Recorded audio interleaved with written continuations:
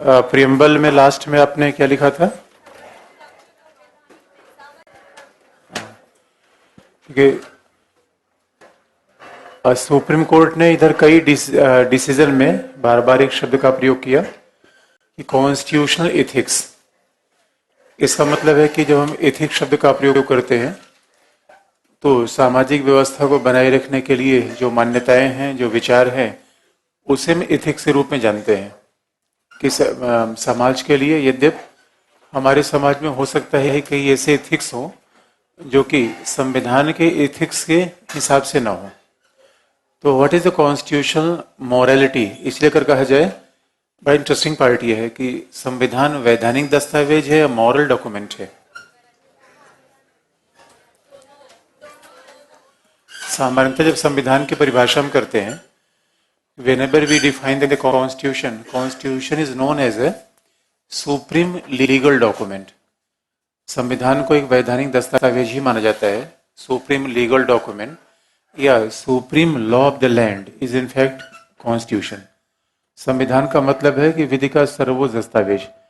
लेकिन संविधान में भी एक नैतिकता है, देखने में बात अटपटी लग सकती है। देखो morality, there is a difference between morality and law. तो मॉरलिटी का सवाल होता है कि व्यक्ति की अंतरात्मा का। लॉ का मॉरलिटी हमेशा व्यक्ति की चेतना से संबंधित है। It deals with consciousness, conscience of the people.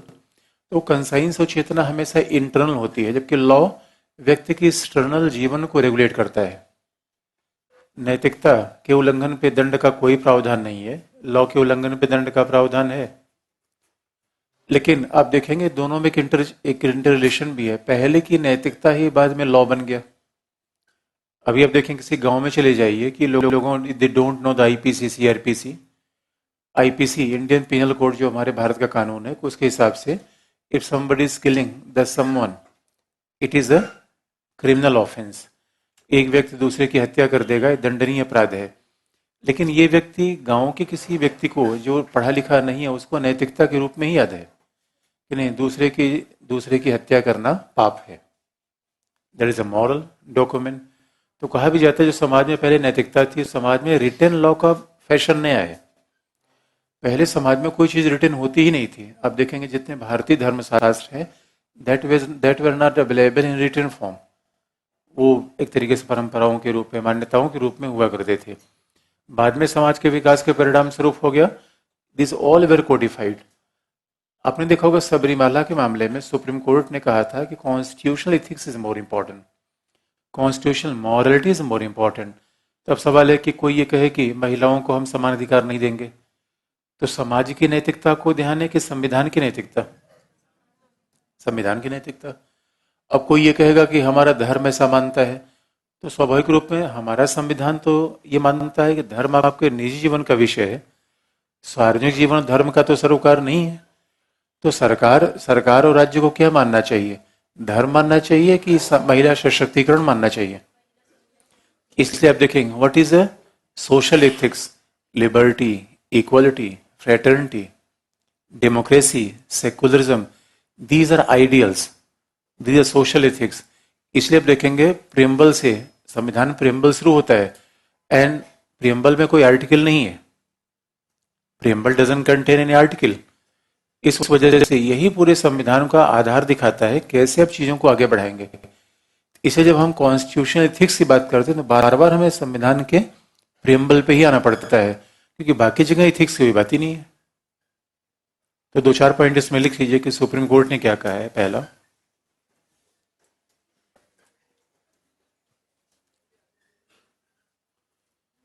संवैधानिक नैतिकता, ये हेडिंग है, कल शायद आपने लिखा होगा कॉन्स्टिट्यूशनल एथिक्स या कॉन्स्टिट्यूशनल मॉरलिटी।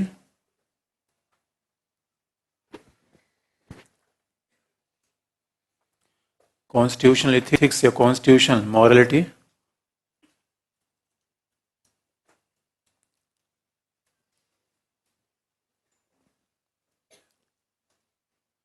तो उच्चतम न्यायालय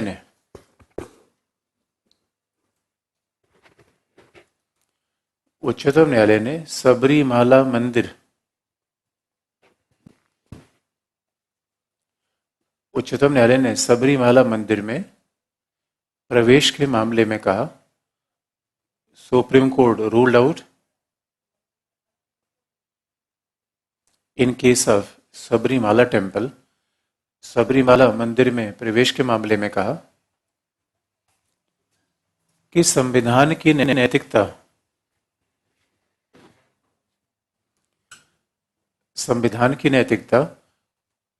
सामाजिक नैतिकता से ज्यादा महत्वपूर्ण है. Constitutional ethics is more important than the social ethics. संविधान की नैतिकता सामाजिक नैतिकता से ज्यादा महत्वपूर्ण है.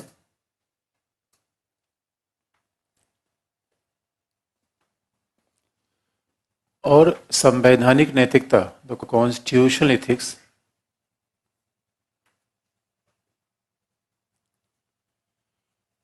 और संवैधानिक नैतिकता स्वतंत्रता, समानता, बंधुत्व.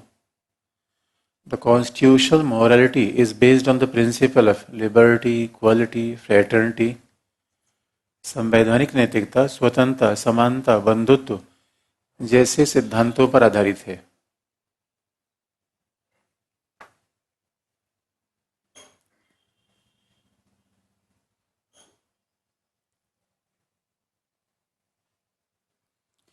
स्वतंत्रता, समानता, बंधुत्व जैसे सिद्धांतों पर आधारित है. इसीलिए महिला सशक्तिकरण के मुद्दे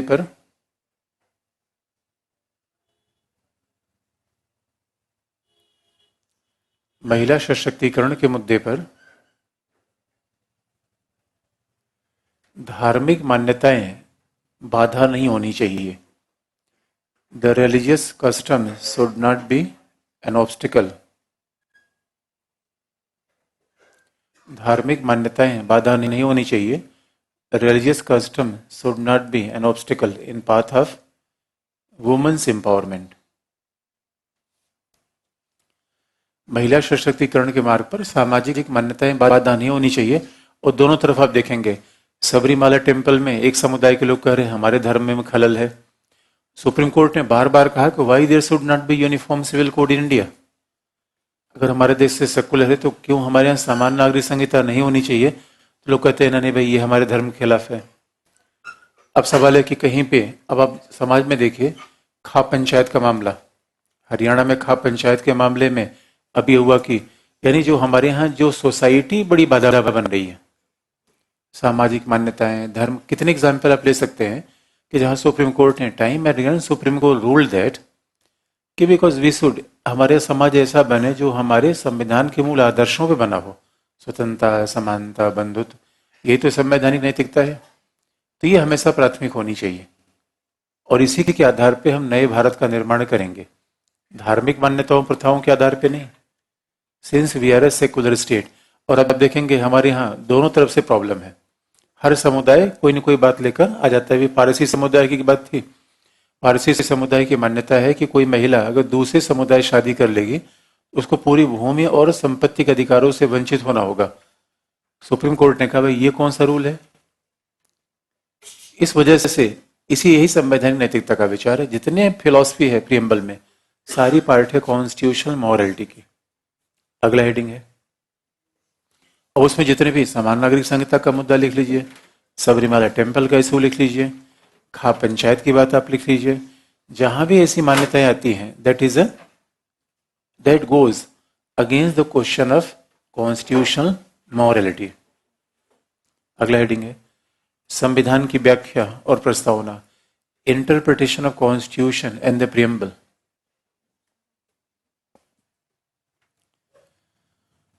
संविधान की व्याख्या और प्रस्तावना.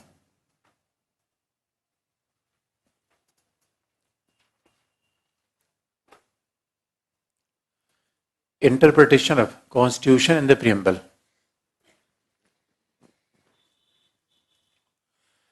अब जरा सोच के देखिए कि संविधान की व्याख्या हम कैसे करें. अगर आप देखेंगे आर्टिकल 1 से, जैसा अभी हम प्रियम्बल के बाद जैसे आ जाएंगे तो वहां आर्टिकल शुरू होंगे और आर्टिकल 1 से लिखा है कि India that is Bharat shall be union of state. Fundamental rights के आर्टिकल अलग है. उसके बाद एक इसकी जुडिशरी, सारे आर्टिकल्स हैं. अब सवाल है कि हम संविधान जिन लोगों ने लिखा एक होता है शब्द, दूसरा होता है, एक होता है लेटर, दूसरा होता है स्पिरिट।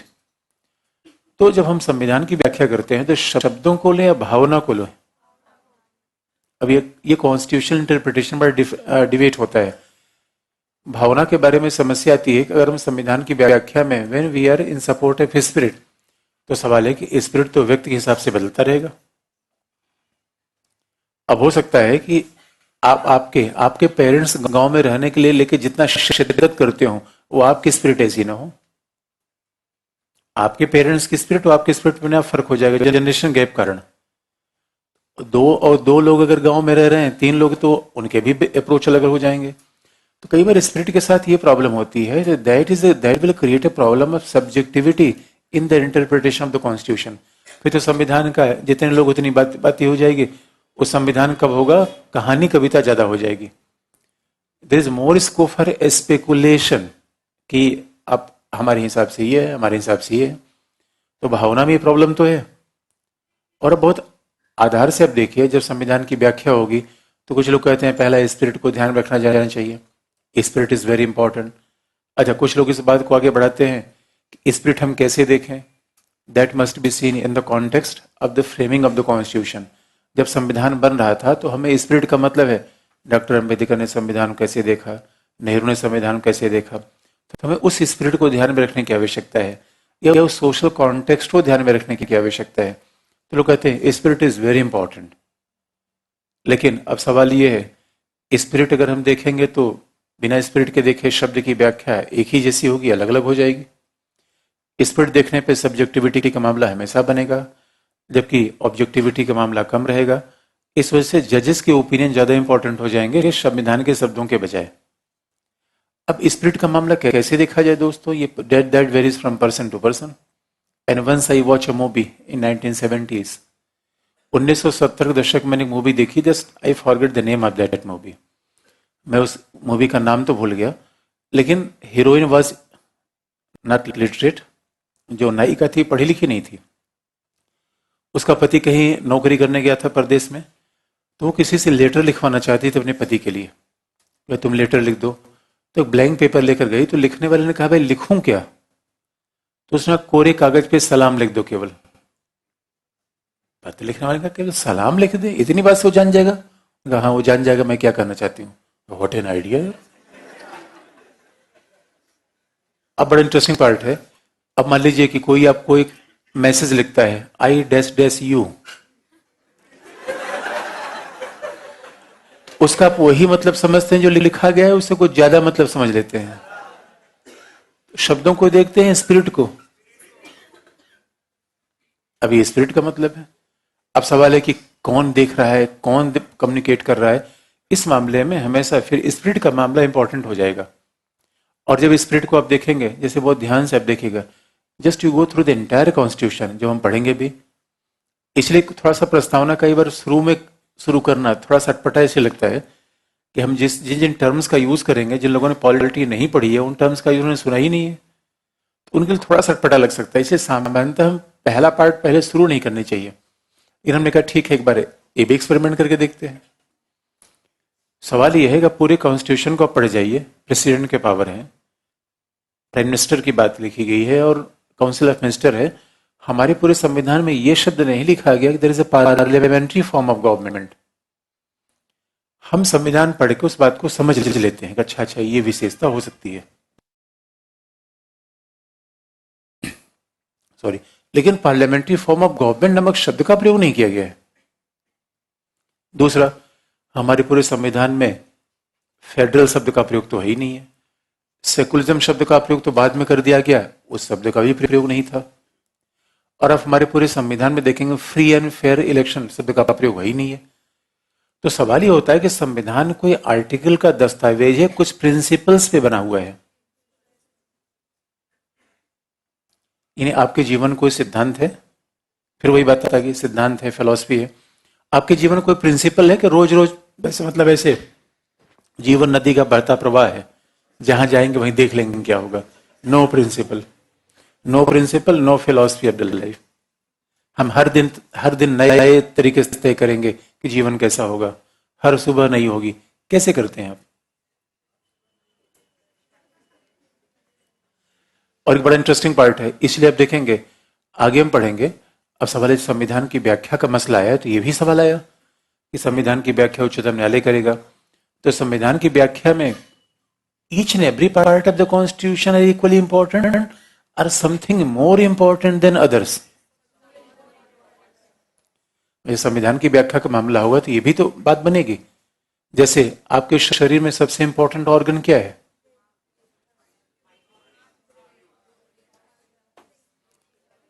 दिल है, दिमाग नहीं है। और अब ध्यान से अब देखिए 99% हम दिल का ही प्रयोग करते हैं, 1% दिमाग का प्रयोग करते हैं। हमारे शरीर का सबसे महत्वपूर्ण भाग दिल है, लोग यही मानते हैं, वैज्ञानिक भी मानता है दिल है तो सब कुछ है। इसका मतलब है जो शरीर का सबसे महत्वपूर्ण भाग है, कुछ ऐसे पार्ट हैं जो दूसरे को डोनेट कर देते हैं, इसका मतलब there are less important in comparison to heart. अच्छा, दिल किसी को दिया जा सकता है या नहीं? वैज्ञानिक रूप में दिल देना संभव नहीं है, कल्पनात्मक रूप में संभव है। अब जरा सोचिए, आप देखिए ये जितना दिल का कारोबार है दोस्तों, ये विवेक का मुद्दा है या भावना का मुद्दा है? तो हमारा जीवन किससे चल रहा है? अजीब सी बात है। जिस चीज का लेना देना अपने आप में, वो सबसे बड़ी बात फिजिक्स और साइंस का स्टूडेंट ये काम कर रहा है। साहित्यकार, देखिए साहित्यकार दोस्तों कमाल का होता है। साहित्यकार तो समझिए कि वो तो इसी पे पूरा जीवन चला जाता है। फिजिक्स और केमिस्ट्री का स्टूडेंट अगर ये मानने लगे फिर चिंता की बात है। तो सवाल है, शरीर का सबसे महत्वपूर्ण भाग दिल है, तो संविधान का भी कोई महत्वपूर्ण भाग होगा। तो जब भी हम इंटरप्रिटेशन तो कॉन्स्टिट्यूशन पर आएंगे तो ये मुद्दा बढ़ेगा। आपने एनसीईआरटी का पहला चैप्टर पढ़ा है, इसमें सारी इशूज है कि नहीं? संविधान की व्याख्या कैसे की जाए, संविधान का मर्म क्या है, अब व्याख्या की स्पिरिट देखा जाए, शब्दों को देखा जाए, और व्याख्या में क्या इसेंशियल है, क्या नॉन इसेंशियल है। और आप याद रखिए, हम इशारा ये करना चाहते हैं कि मान लीजिए हम और ये भी इंटरेस्टिंग पार्ट है, संविधान की व्याख्या बदलती परिस्थितियों के अनुसार किया जाए या एक स्टैटिक व्याख्या की जाए, तमाम उस पर डिबेट है कि संविधान की व्याख्या हम कैसे करें। लेकिन एक बात इंटरेस्टिंग है, क्योंकि जब आर्टिकल की व्याख्या करते हैं तो आर्टिकल से मामला बन नहीं पाता। पहला, इसे संविधान की व्याख्या करते समय उच्चतम न्यायालय को बार बार जिस एक चैप्टर को रिफर करना पड़ा है वो क्या है? Preamble. Whenever Supreme Court interpret the Constitution, it time and again refers one chapter, one part of the Constitution that is known as a preamble. So without knowing the preamble, we can't understand the Constitution. इसलिए अब संविधान की व्याख्या में preamble की उपयोगिता क्या होती है? पहला पॉइंट,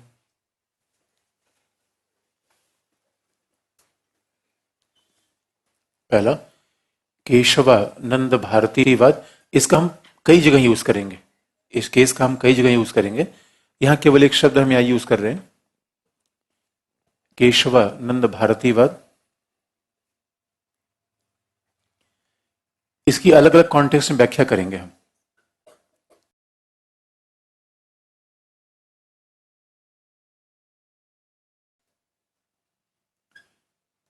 अब देखिए ये अंडरस्टैंडिंग है और ये बात हमें सबको लिखते समय ध्यान रखना है। जैसे केशवानंद भारतीवाद फंडामेंटलिस्ट डीपीएसपी में आ जाए तो वहां अलग एलिमेंट लिखेंगे, आधारभूत ढांचे में आ जाए अलग एलिमेंट लिखेंगे, प्रियम्बल में आ जाए अलग, ये अंडरस्टैंडिंग होती है विषय की। अब केशवानंद भारतीवाद कुछ भी आ जाए, एक ही बात लिख रहे हैं तो एग्जामिनर समझ जाएगा, क्योंकि एक केस में सुप्रीम कोर्ट बहुत सारे एंगल को इंटरप्रेट करता है। एक केस में केवल एक ही इशू थोड़े होता है, 5 इशू हैं, 6 इशू हैं, और सुप्रीम कोर्ट उनकी अलग अलग व्याख्या करता रहता है। तो that is your understanding towards subject. उसमें क्या होता है कि हम एक केस को 5 जगह यूज करेंगे, लेकिन डायमेंशन 5 जगह हम बदल देंगे। इसलिए केयरफुली पढ़ना ज्यादा अच्छा होता है। जो चीज देखने में सरल लगती हो सकता है सरल ना हो। तो क्या लिखा आपने? और भारतीय case should always be underline. जब भी कोई केस का नाम लिखेंगे तो अंडरलाइन होना चाहिए। केशवानंद भारतीवाद में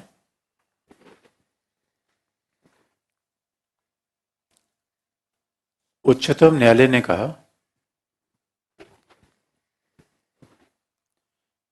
supreme Court said in the Kesavananda Bharati case, Kesavananda भारतीवाद में उच्चतम न्यायालय ने कहा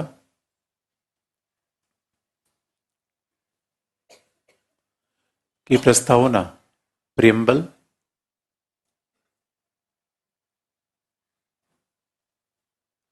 प्रस्तावना संविधान का अभिन्न भाग है। Preamble is an integral part of the constitution.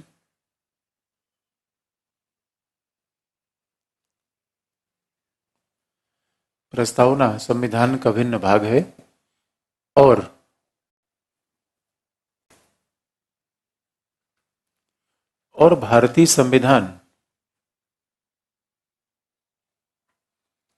भारतीय संविधान कुछ मूलभूत सिद्धांत underline some fundamental principles ideals. भारतीय संविधान कुछ मूलभूत सिद्धांतों और मान्यताओं पर आधारित है। Indian Constitution is based on some fundamental principles and assumptions. भारतीय संविधान कुछ मूलभूत मान्यताओं सिद्धांतों पर आधारित है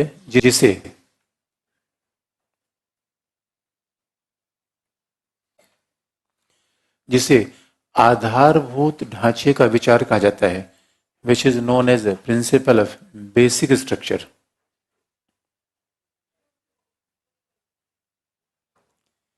जिसे आधारभूत ढांचे का विचार कहा जाता है, which is known as the principle of basic structure underline, जिसे आधारभूत ढांचे का विचार कहा जाता है।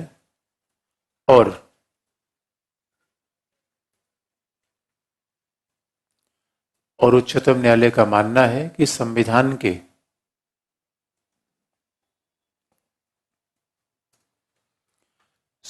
के विभिन्न प्रावधान एवं अनुच्छेद the various provisions and article of the constitution, संविधान के विभिन्न प्रावधान एवं अनुच्छेद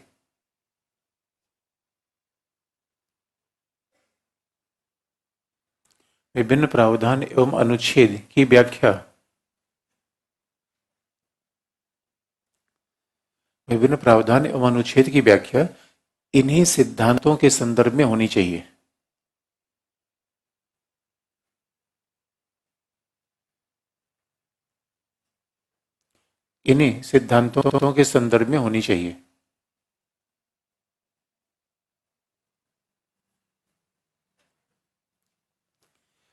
जैसे अब बड़ा इंटरेस्टिंग पार्ट है। अब बेसिक स्ट्रक्चर आपको ध्यान देने की बात है, बेसिक स्ट्रक्चर हम अलग पढ़ेंगे, लेकिन केवल यहां बता दें कि सुप्रीम कोर्ट कैसे किसी चीज को इंटरप्रेट करता है। जैसे अभी अपने सबसे लेटेस्ट केस देखा होगा, पुट्टा स्वामी केस, जिसमें राइट टू प्राइवेसी का मामला आया। पुट्टा स्वामी केस में राइट टू प्राइवेसी का मामला है, निजता का अधिकार फंडामेंटल राइट है। तो सवाल है, right to privacy is nowhere written the fundamental right. निजता का अधिकार तो मूल अधिकार में कहीं लिखा तो नहीं है। इसका मतलब है कि वो माना कैसे गया? तो फिर सुप्रीम कोर्ट ने कहा because preamble incorporates liberty of thought, expression, belief, faith and worship. इसका मतलब है कि जो आज़ादी की बात जो प्रियम्बल करता है कि हमें हर तरीके की अपने जीवन पे आज़ादी होनी चाहिए। विचार और व्यक्ति की आज़ादी का मतलब क्या है? क्योंकि जीवन पे मालिकाना हक हमारा है, तो जो बात हम कहेंगे उसके मालिक हमें, वो दूसरा कोई हमें निर्देश नहीं करेगा। यही तुम्हारी निष्ठा का मतलब है। निष्ठा का मतलब हमारे जीवन का एक ऐसा निजी दायरा है जहां पे किसी दूसरे व्यक्ति को प्रवेश और हस्तक्षेप की अनुमति नहीं दी जाएगी। That means right to privacy. तो सुप्रीम कोर्ट ने इस बात को बिल्कुल एम्फेसाइज किया कि नहीं, ये that is derive from the preamble, कि हमारा लिबर्टी इज मोस्ट इंपॉर्टेंट।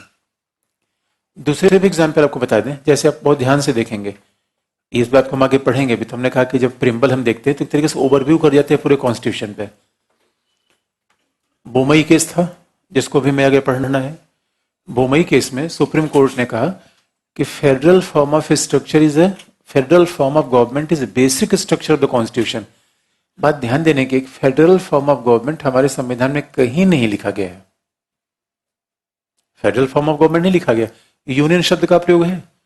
आप जो विशेषताएं पढ़ेंगे उससे लग जाएगा कि हमारा कॉन्स्टिट्यूशन फेडरल है, लेकिन the term federal is propounded bye supreme court. तो फिर उससे पूछा गया आपको ये शब्द कैसे मिला? तो उसने कहा प्रियम्बल में यह है ना कि डेमोक्रेटिक रिपब्लिक। वो ध्यान देने की बात है, हमारा कॉन्स्टिट्यूशन डेमोक्रेटिक रिपब्लिक है, ये शब्द केवल प्रियम्बल में लिखा गया है, otherwise nowhere in the constitution. हाँ, ये बात हम समझ सकते हैं कि जहाँ प्रधानमंत्री का निर्वाचन हो रहा है, जहाँ member of parliament are elected, तो that means a democratic form of government, ऐसा हमें समझ में आ जाता है। लिखा तो नहीं गया है कहीं। इसका मतलब है हमारा पूरा संविधान कुछ प्रिंसिपल्स पे है। वो प्रिंसिपल क्या है? लोकतंत्र, गणतंत्र। एक बड़े राजनेता थे, बड़े फेमस राजनेता थे, राजनारायण। हमारे कुछ इलेक्शन हिस्टोरिकल हुए हैं, उसमें राजनारायण का इलेक्शन भी रहा है रायबरेली से। बरेली और रायबरेली अलग अलग है, that I want to clarify. Bareilly वही जहां झुमका गिरा था दोस्तों, वो बरेली रायबरेली से अलग है। तो रायबरेली से इंदिरा गांधी चुनाव लड़ती हैं। Raebareli just adjacent to Pratapgarh in UP, Lucknow Pratapgarh के बीच में है। तो रायबरेली में एक बड़ी कद्दावर नेता थे, समाजवादी पार्टी रखने वाले राजनारायण। राजनारायण ने 71 में इंदिरा गांधी के खिलाफ चुनाव लड़ा था, वो हार गए थे। यद्यपि उस चुनाव को इलेक्शन कमीशन ने रद्द कर दिया था, सुप्रीम कोर्ट ने रद्द कर दिया था इंदिरा गांधी का चुनाव। बाद में 77 में उसी सीट से राजनारायण ने इंदिरा गांधी को हरा दिया। तो राजनारायण बड़े मुफ्त नेता थे। हमारे चुनाव जीतने के किसी तरीके हैं, कई लोग तो पन्ने उन्ने पिला के चुनाव जीतते हैं, कई लोग तो बिना पन्नी पिलाए चुनाव जीत जाते हैं दोस्तों, कुछ नहीं देते लेके चुनाव जीत जाते हैं। ऐसे ऐसे कलाकार लोग हैं इंडिया में। राजनारायण उसी में थे। बड़े ईमानदार नेता थे, समाजवादी विचार, ही आप जानते हो समाजवादी विचार रखेगा फक्कड़ आदमी होता ही है। उसके अलावा कुछ जॉर्ज फर्नांडिस अभी नहीं रहे दोस्तों, he was in that category of socialist. 2000 Fernandes के बाद 2 ही कुर्ता पैजामा हुआ करता था। तो जब राजनारायण जनता के सामने आए, उनका भाइयों अब तो हमें आपको चुनाव जिताना, एक बार आप हारा चुके हो। जनता ने कहा हाँ हाँ साहब, जूता जिताना तो आपको ही है, एकदम पक्का, इस बार आप ही जीतोगे। उन्होंने कहा हाँ इस बार में चुनाव जिताना है, लेकिन साहब एक बात करनी पड़ेगी, आपको बिजली देनी पड़ेगी। बिजली बिजली हमारे पास नहीं है, खंभा लगवा दे तार। राजनारायण का बेकार की बात मत करो, मैं कैसे बिजली तुमको दे दूंगा? अरे पहले मैं पूछना पड़ेगा, मैं झूठा वादा थोड़ी कर सकता हूँ। सोचिए एक से नेता थे, ना मैं झूठा वादा नहीं करूंगा, पहले मैं गवर्नमेंट से बात करूंगा। पूरे प्रदेश में बिजली नहीं है, तुम्हारे यहाँ कैसे आ जाएगी? खंभा में बन जाऊंगा, तार बन जाऊंगा मैं, नहीं आएगी। ना ना साहब देखो, ये आश्वासन आप दे दो कि बिजली दोगे। उन्होंने कहा ऐसा तार लगा के मेरे पीछे लगा लो, आ जाओ। ही वॉन द इलेक्शन, वो चुनाव जीत गए। ऐसे ऐसे पॉलिटिशियन रहे। उसी राजनारायण केस में, राजनारायण केस में सुप्रीम कोर्ट ने कहा था कि free and fair election is a basic structure of our constitution. अब जरा सोच के देखिए, हमारे इलेक्शन कमीशन ऑफ इंडिया का प्रावधान फ्री एंड फेयर इलेक्शन कहीं लिखा ही नहीं गया है। बड़ी इंटरेस्टिंग बात है। Nowhere the concept of free and fair election is mention nowhere in the constitution. इसका सीधा सा मतलब है कि जितनी भी चीजें हमारी, अब हमारे यहाँ फ्री एंड फेयर इलेक्शन कहां से लिया गया? डेमोक्रेटिक रिपब्लिक कॉन्स्टिट्यूशन से। तो फिर सुप्रीम कोर्ट ने क्या कहा? Basic feature. तो जहां जहां संविधान की व्याख्या का मसला आता है, जितने इशूज हैं, सब सुप्रीम कोर्ट बार बार किसको रिफर कर रहा है? प्रियम्बल को। प्रियम्बल का महत्व तो है या नहीं है? बहुत ही ज्यादा है। इसलिए बिल्कुल K M Munshi he was a member of constituent assembly. Kanhaiyalal Maniklal Munshi, K M Munshi ही पर्याप्त है। अब 150 शब्द का उत्तर लिखना है, 50 शब्द का नाम ही लिख दिया, गड़बड़ हो जाए कम। के एम मुंशी ने कहा था preamble is a horoscope of Indian constitution, ये जन्म कुंडली है। अच्छा, हॉरोस्कोप का मतलब होता है, आपने जन्म कुंडली देखी है कभी, बनवाई है? तो हॉरोस्कोप टेल्स अबाउट फ्यूचर और पास्ट, आगे क्या होगा। इसलिए अगर आप भारतीय संविधान का सारा मैप देखना चाहते हो तो just you have to go in one chapter, one part, that is a preamble, प्रस्तावना। लिखने की बात है।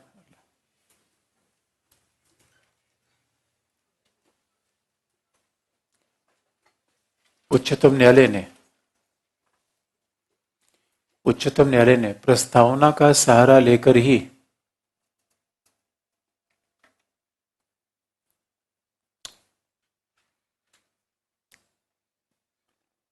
उच्चतम न्यायालय ने प्रस्तावना का सहारा लेकर ही संविधान के विभिन्न भागों की व्याख्या की।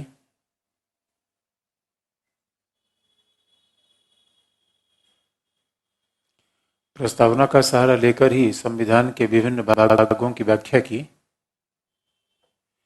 और नरसिंह राव वाद में कहा, इन नरसिंह राव केस अंडरलाइन, नरसिंह राव वाद में कहा कि संसदीय शासन संविधान का आधारभूत ढांचा है।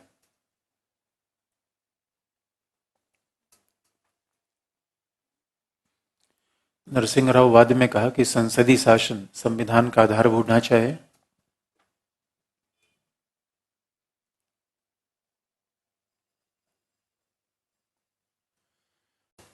पुट्टास्वामी वाद में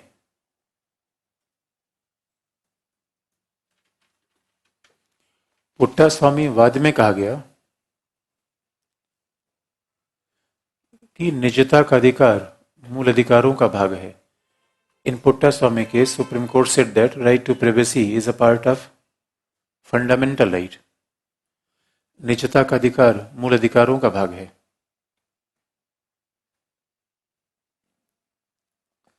उच्चतम न्यायालय ने कहा कि निजता का अधिकार मूल अधिकारों का भाग है।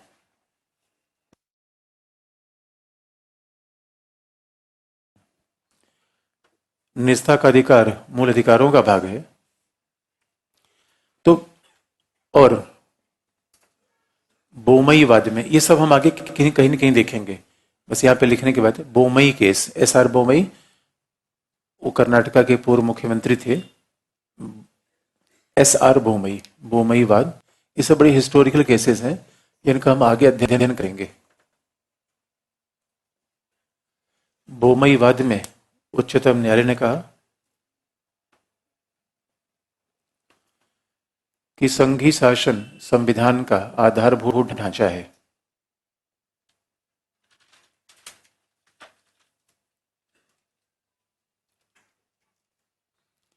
संघीय शासन संविधान का आधारभूत ढांचा है।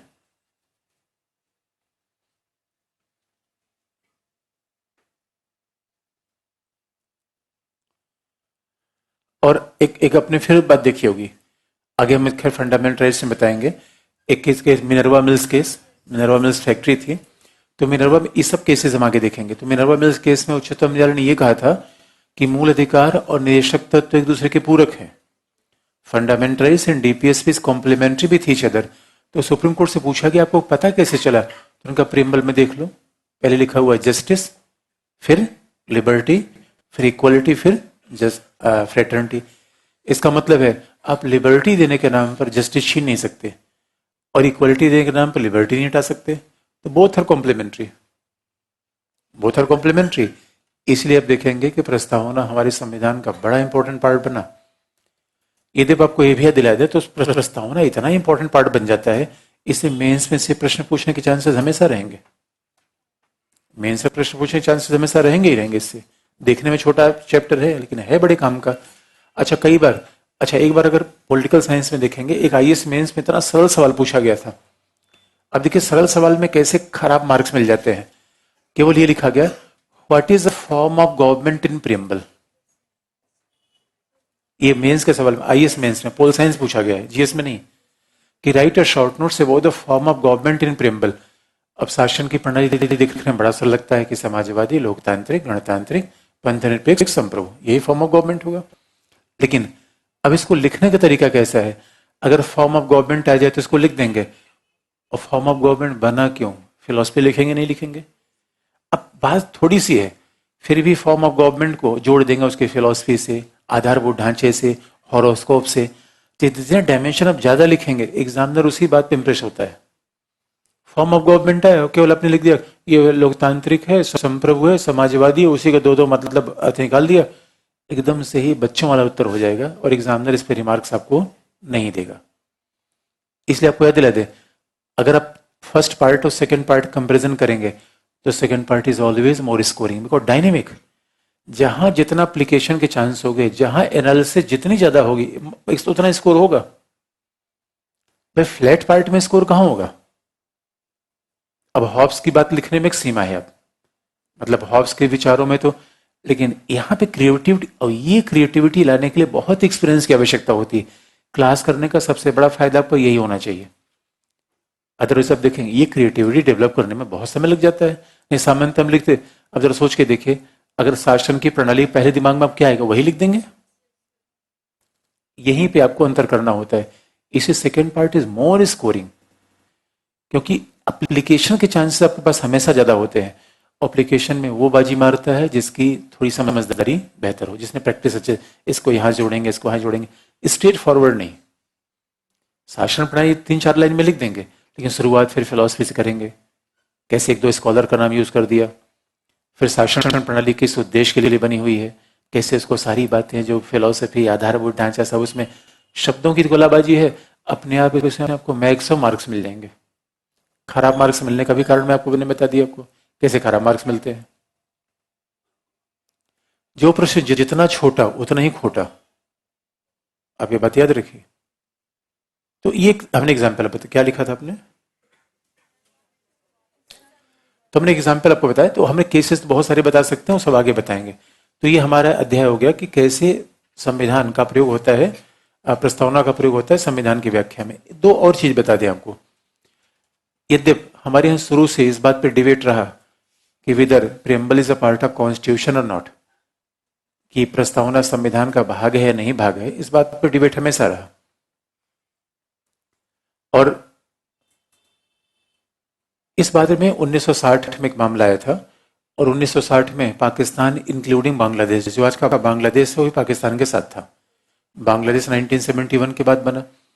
तो उस समय पाकिस्तान का 2 पार्ट ऐसा था जो उसमें भारत का एक भाग आता था। बांग्लादेश आज भी वैसा टिपिकल बढ़ाया जाता है। अब कभी नॉर्थ ईस्ट की बाउंड्री देखेंगे तो त्रिपुरा 3 तरफ से बांग्लादेश से घिरा हुआ है। तो कई जगह ऐसा था जहां पाकिस्तान 3 तरफ से भारतीय क्षेत्र से घिरा होता था। तो हमने पाकिस्तान के 2 भागों में आवागमन के लिए हमने एक गलियारा था 3 बीघा का कॉरिडोर, वो हमने बेरूबारी जगह पे था। वो बेरूबारी जगह की वो जमीन हमने दे दी पाकिस्तान को। और जब हमने बेरूबारी की जमीन पाकिस्तान को दी थी, ये मामला उच्चतम न्यायालय में पहुंच गया। और कोई व्यक्ति उच्चतम न्यायालय में गया, उसने कहा कि भाई ये हमसे नहीं पूछा गया, बिना भारतीय लोगों से पूछे कैसे जमीन दे दी गई। तो उच्चतम न्यायालय ने कहा भाई संसद ने संविधान का संशोधन किया और संसद ने इसे दे दिया, तो संसद को अधिकार है। याचिकाकर्ता ने कहा नहीं, प्रस्तावना पढ़िए, we the people of India. अगर संप्रभु हम हैं, हमारी संप्रभुता है, तो हमसे पूछा जाना चाहिए संसद से। तो लोगों ने कहा पूछा तो हमसे जाना चाहिए था, और पूछ लिया गया संसद से। तो सुप्रीम कोर्ट ने बात कहा, सुप्रीम कोर्ट ने कह दिया प्रस्तावना संविधान का भाग ही नहीं, लो क्या करोगे। सुप्रीम कोर्ट ने बेकार की बात मत करो। अरे आपने चयन कर दिया है, आपसे पूछा गया है, क्योंकि आपने तो चयन किया संसद का, संसद आपकी इच्छा का रिप्रेजेंटेशन करती है। इसे संसद ने संविधान का संशोधन किया, दैट मीन्स कि आपसे पूछा गया है। इसमें फिर अलग की बात नहीं है कि आपसे पूछा गया है। बाद में यही मामला फिर केशवानंद भारती केस में आया। तो केशवानंद भारती केस में फिर आया, तो केशवानंद भारती केस ने कहा ये ऐसा नहीं है कि प्रस्तावना संविधान का भाग नहीं है, प्रस्तावना संविधान का भाग है। तो केशवानंद भारती केस ने बेरूबारी केस के डिसीजन को पलट दिया। केशवानंद भारती केस में कहा no no, preamble is a very much integral part of the constitution. और हमने कहा आधारभूत ढांचा अगर सिद्धांत है, तो हमारे संविधान में एक ही ऐसा पार्ट है जहां सिद्धांत है, वो है प्रस्तावना। बाकी जगह आर्टिकल है, कहीं प्रिंसिपल्स नहीं है। प्रिंसिपल शब्दों में होता समानता, स्वतंत्रता, न्याय, ये सिद्धांत है, आर्टिकल है ये।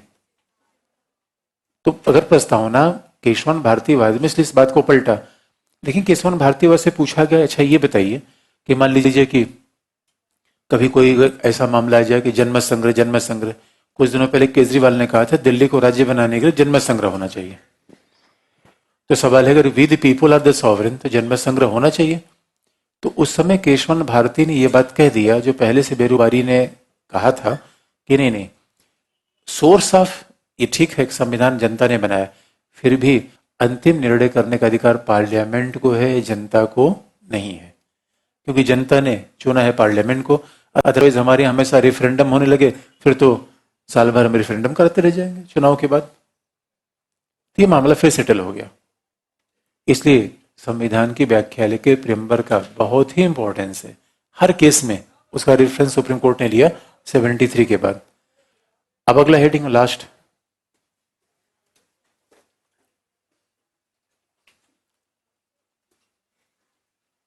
संविधान की जन्म कुंडली।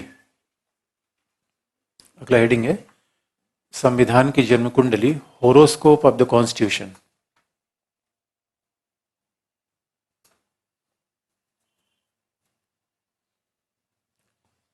संविधान की जन्म कुंडली, horoscope of the constitution.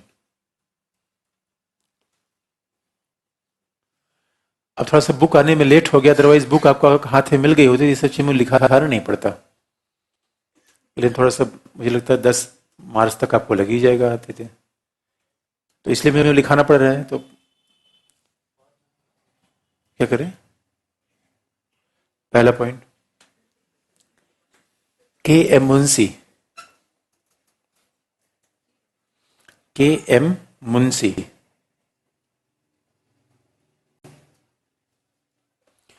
Premchand Munshi नहीं, के M Munshi. K M Munshi ने कहा कि प्रस्तावना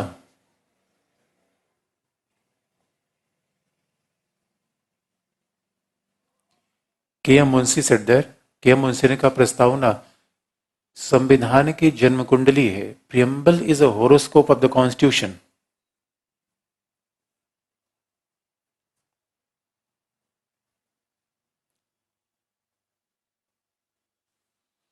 के एम मुंशी ने कहा प्रस्तावना संविधान की जन्म कुंडली है, जिसके अनुसार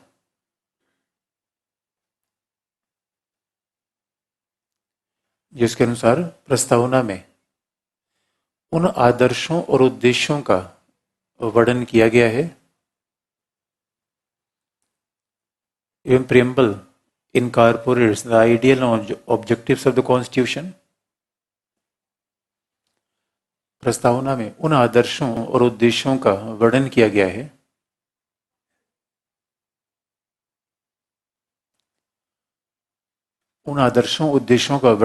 है जिसे संविधान निर्माता प्राप्त करना चाहते थे।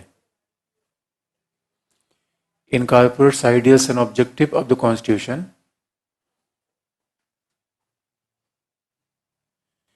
जिसे संविधान निर्माता प्राप्त करना चाहते थे, which were preferred by the founding fathers of India, जिसे संविधान निर्माता प्राप्त करना चाहते थे। अब देखें कैसे, अब प्रस्तावना के एक एक पार्ट को आप जोड़ सकते हैं। How we can attach the one philosophy of the preamble with the entire constitution. जैसे प्रस्तावना में क्या है कि हमारी सरकार कैसी होगी, डेमोक्रेटिक रिपब्लिक, हमारी सरकार होगी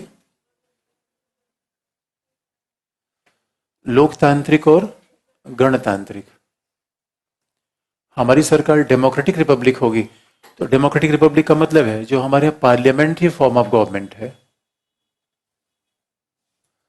और जो हमारे यहाँ फेडरल फॉर्म ऑफ गवर्नमेंट है, that is sign of a democratic republic. और प्रेसिडेंट इज इलेक्टेड, प्रेसिडेंट है, प्राइम मिनिस्टर है, ये सब they are elected. That Lok Sabha का भी इलेक्शन है, विधानसभा का भी इलेक्शन है। तो यही तो है लोकतांत्रिक गणतांत्रिक सरकार के मतलब। यानी एक शब्द हमारे प्रस्तावना में दिया, उसी का एक्सटेंशन पूरा constitution, that means horoscope. Example दूसरा आप देखेंगे,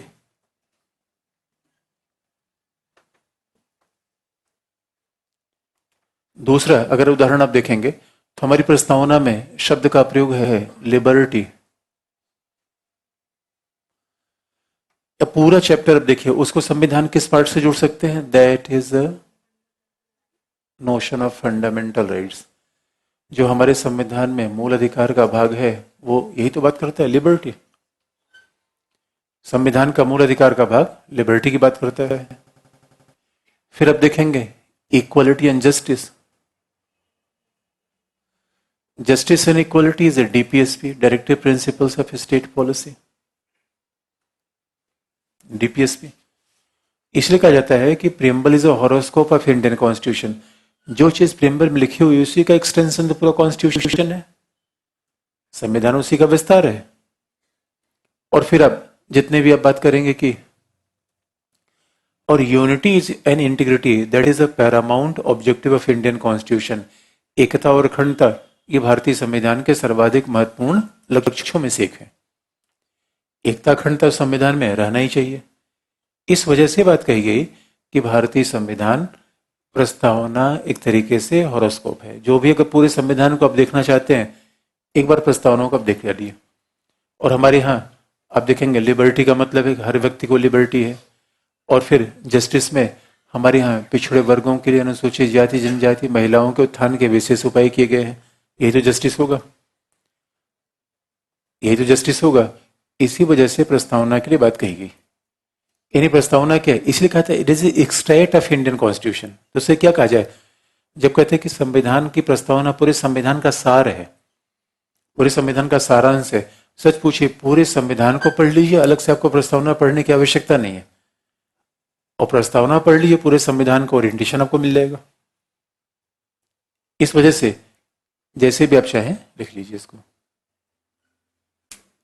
लिख लिया, यही है। इसे लास्ट में लिख लीजिए।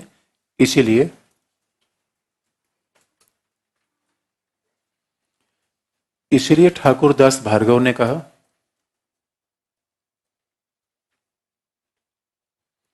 Therefore Thakur Das Bhargava said that, इसलिए ठाकुर दास भार्गव ने कहा कि प्रस्तावना समूचे संविधान की आत्मा है। Therefore, Thakur Das Bhargava said that preamble is soul of Indian Constitution.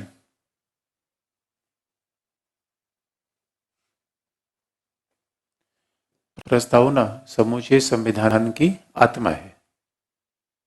आत्मा अंडरलाइन। आपको याद दिला दें, आर्टिकल 32 को डॉक्टर अम्बेडकर ने कहा it is heart and soul of Indian constitution.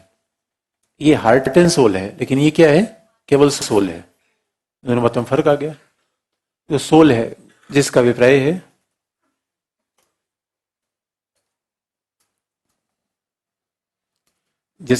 है कि समूची प्रस्तावना का, समूचे संविधान का सारांश, the extract of entire constitution, जिसका अभिप्राय है कि समूचे संविधान का सारांश, the extract of entire constitution lies in preamble.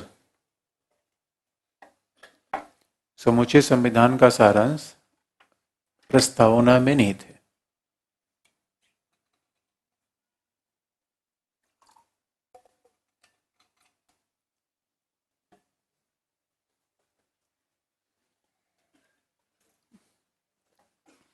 समूचे संविधान का सारांश प्रस्तावना में निहित है। अच्छा, लास्ट में प्रस्तावना में बात लिखी गई है। अब आपको ऑब्जेक्टिव सवाल पूछे, जब ऐसा सवाल आईएएस में तो कभी नहीं आता कि यानी प्रस्तावना में क्या लिखा गया है कि संविधान निर्माण होने की तिथि लिखी गई है, लागू होने की तिथि।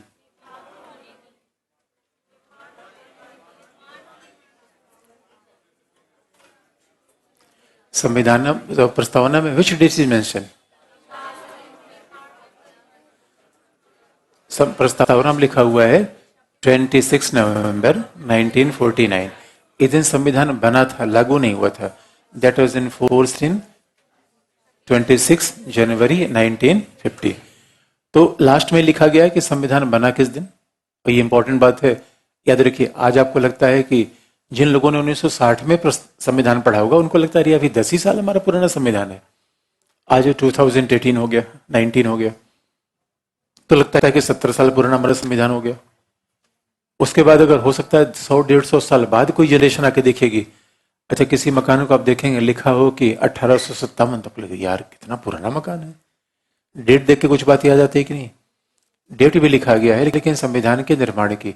और दूसरी बात लास्ट में लिखी गई है, संविधान सभा शब्द का प्रयोग लास्ट में किया गया है। संविधान सभा ने क्या किया, संविधान सभा ने क्या किया, संविधान को क्या किया, इनेक्ट किया। Enacted, adopted and giving to our self. Last में जिस शब्द का प्रयोग है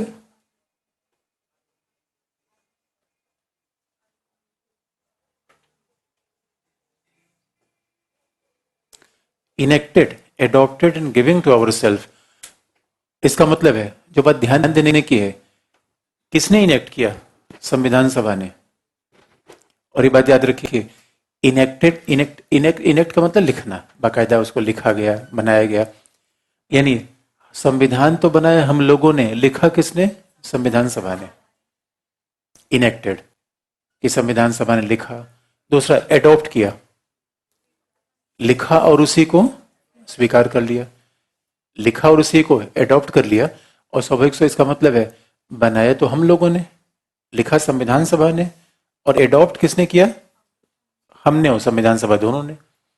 दूसरे गिविंग टू आवर सेल्फ। अच्छा, कोई चीज आप दूसरे को देते हैं, स्वयं को देते हैं? क्या स्वयं को दिया है?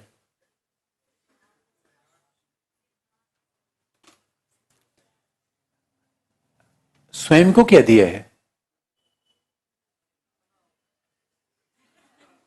क्या दिया है? क्या? तनाव। अच्छा है, that is very common sense. तनाव दिया है, तनाव मत दीजिए, खुशी दीजिए।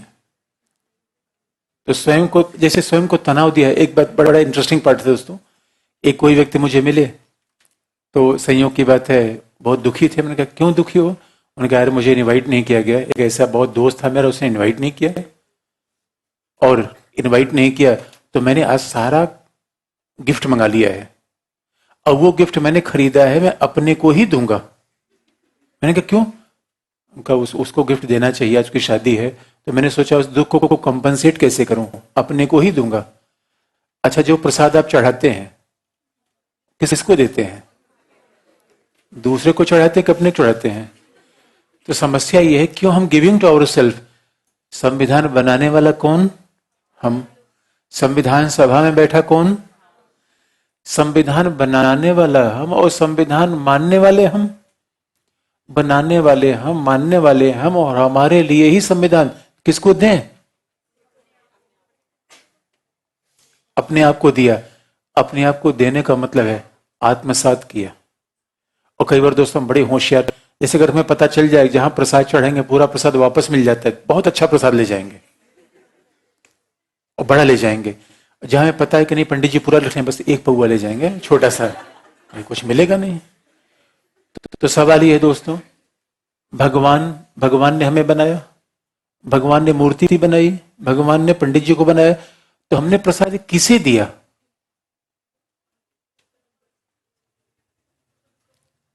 बात सीधी से, राम का घर श्याम के सामने, श्याम का घर राम के सामने, दोनों घर आमने सामने है। तो दैट इज ए पजल।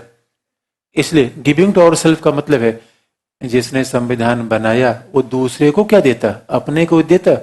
और that is sign of a direct democracy. अपने मालिक हम खुद ही हैं, तो हम कोई चीज किसी दूसरे को देने वाले नहीं है। बनाया भी, स्वीकार भी किया, और खुद अपने आप को दे दिया। क्योंकि जो लोग बना रहे थे वो दूसरे किसको देते? अपने आप को दे देते। इस संविधान में लास्ट में ये शब्द लिखा गया है प्रस्तावना में। इसी के साथ प्रस्तावना समाप्त।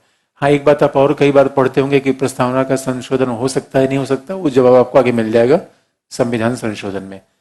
That is all about preamble. Preamble हो गया।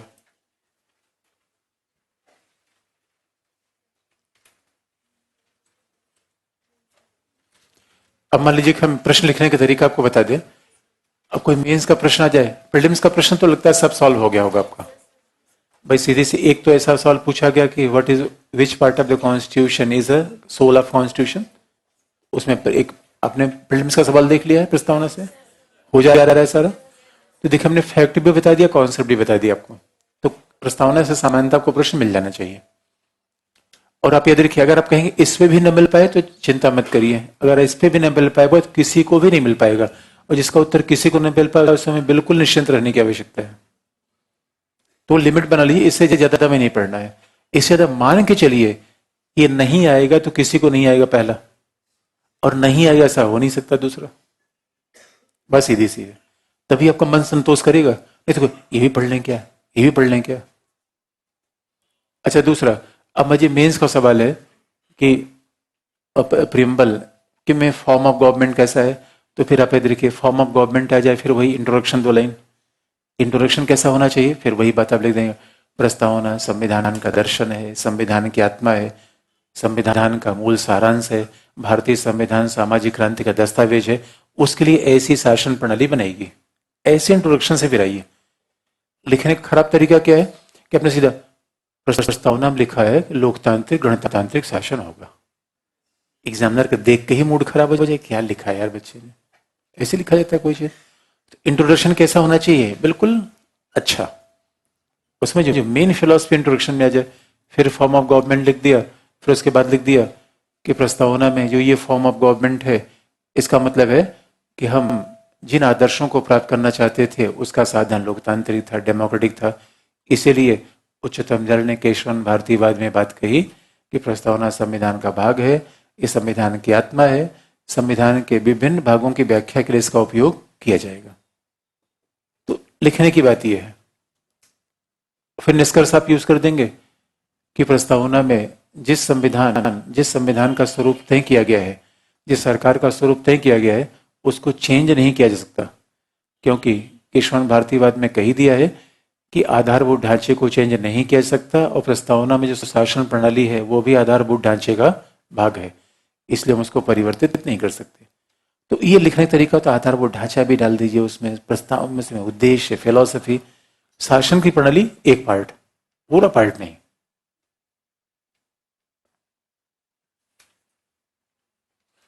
अब हम अगला चैप्टर शुरू करेंगे।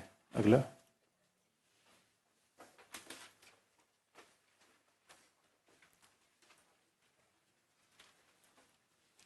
पार्लियामेंट्री फॉर्म ऑफ गवर्नमेंट, संसदीय शासन। अब आप कहेंगे कि हमने फंडामेंटल राइट क्यों नहीं शुरू किया? कारण है उसका, क्योंकि फंडामेंटल राइट शुरू करते फिर उसी बात पर आ जाते हैं, फिलोसफी पे, और थोड़ा पढ़ने में, आपको थोड़ा पढ़ने में चेंज होना चाहिए। अगर मैं प्रियम्बल के बाद फंडामेंटल राइट्स में जाता है तो आपको फिर एक तो, और दूसरी बात है, प्रियम्बल में फंडामेंटल राइट्स पे आने के, फंडामेंटल राइट्स में कोशिश करूंगा सबसे बाद में, क्यों? हम पढ़ने में तरीका फंडामेंटल राइट्स पे पूरा दम लगा देते हैं। ऐसा लगता है कि 12 से 32 अनुच्छेद मिल जाए दोस्तों, फिर तो स्टूडेंट को लगता है ओह माय गॉड, अभी हमारा जोन आ गया, अब इसमें हम विचार करेंगे क्या होना चाहिए क्या नहीं। एग्जाम के हिसाब से वो मामला बड़ा डिसएडवांटेज का हो जाता है। एक फंडामेंटल सवाल एक आ रहा है, एनर्जी अपनी पूरी लगा दी उसी पे, क्लॉज इतना, क्लॉज इतना, क्लॉज उतना, तो हमने जानबूझ क्या कर दिया, उसको शिफ्ट कर दिया। बाद में आपको बता देंगे। तो जो मुझे पहले लगता है मोस्ट इंपॉर्टेंट टॉपिक है उसको हम देख लें, उसके बाद आपको वो भी देख लेंगे। तो उससे होगा क्या, पढ़ते पढ़ते आपकी एनर्जी वैसे कम हो जाती है, उसको आप जल्दी से निपटाना चाहेंगे। अगर शुरुआत में उसको हम बताना चाहेंगे, फिर आप कहेंगे हाँ आप तो प्रस्ताव, आप तो प्रियम्बल आ गया, अनुच्छेद 12 क्लॉज 1, क्लॉज 2, क्लॉज 3। अब सवाल एग्जाम के हिसाब से महत्व हो ना हो, उसमें मजा हमें खूब आता है। फंडामेंटल राइट्स का सवाल ऐसा है चैप्टर, इसमें से शायद ही कोई ऐसा हो जो सवाल ना पूछ लेगा, कोई सर ये बताओ, ये राज्य की में क्या क्या आएगा सर बताओ। चाहे वो सवाल कभी आया ना, सवाल जरूर पूछेगा वो। एक बात हमने पहले दिन आपको बता दी कि ये प्रवृत्तियों को नियंत्रित करिए, एग्जाम पास करने में बहुत बड़ी बाधा है, हर सेक्शन में प्रॉब्लम आती है। तो अगला हेडिंग है पार्लियामेंट्री फॉर्म ऑफ गवर्नमेंट, संसदीय शासन। और चेंज करने के केवल ये पर्पज है कि हम आपको बता देंगे सारा, लेकिन क्रमिकता हम आपको बता देंगे, एक ही क्रमिकता से नहीं।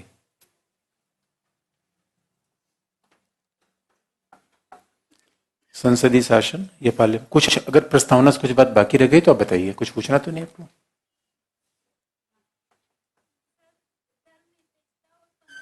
ये तो बताएंगे आपको, ये सब बताएंगे। फंडामेंटल इससे बताना है हमें, इसलिए हमने इसको छोड़ा है अभी।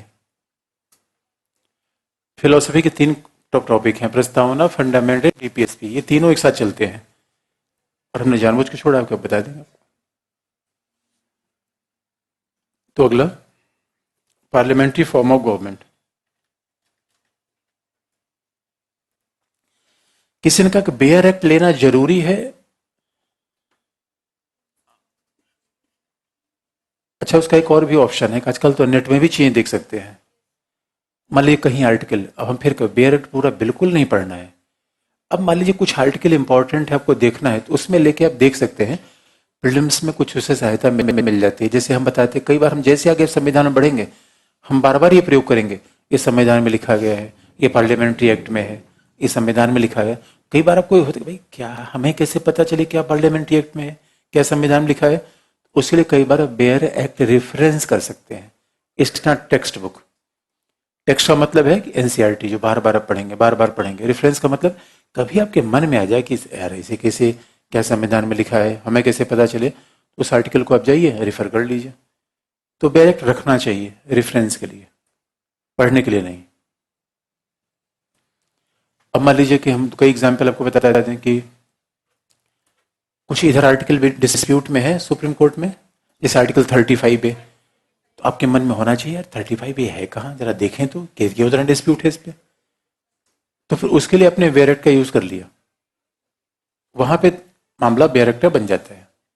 या मान लीजिए कि जैसे कि और कोई एग्जाम्पल आपको बताते हैं जहां पे डिस्प्यूट हो रहा है, और कोई आर्टिकल है जहां डिस्प्यूट अभी है क्या?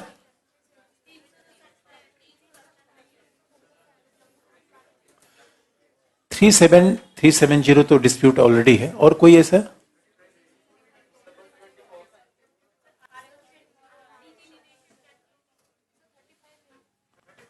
35 तो हमने बता ही दिया, तो बस यहीं पे आप यूज कर लेंगे आगे। बाकी तो सभी मामला है, तभी सभी चीजें हैं।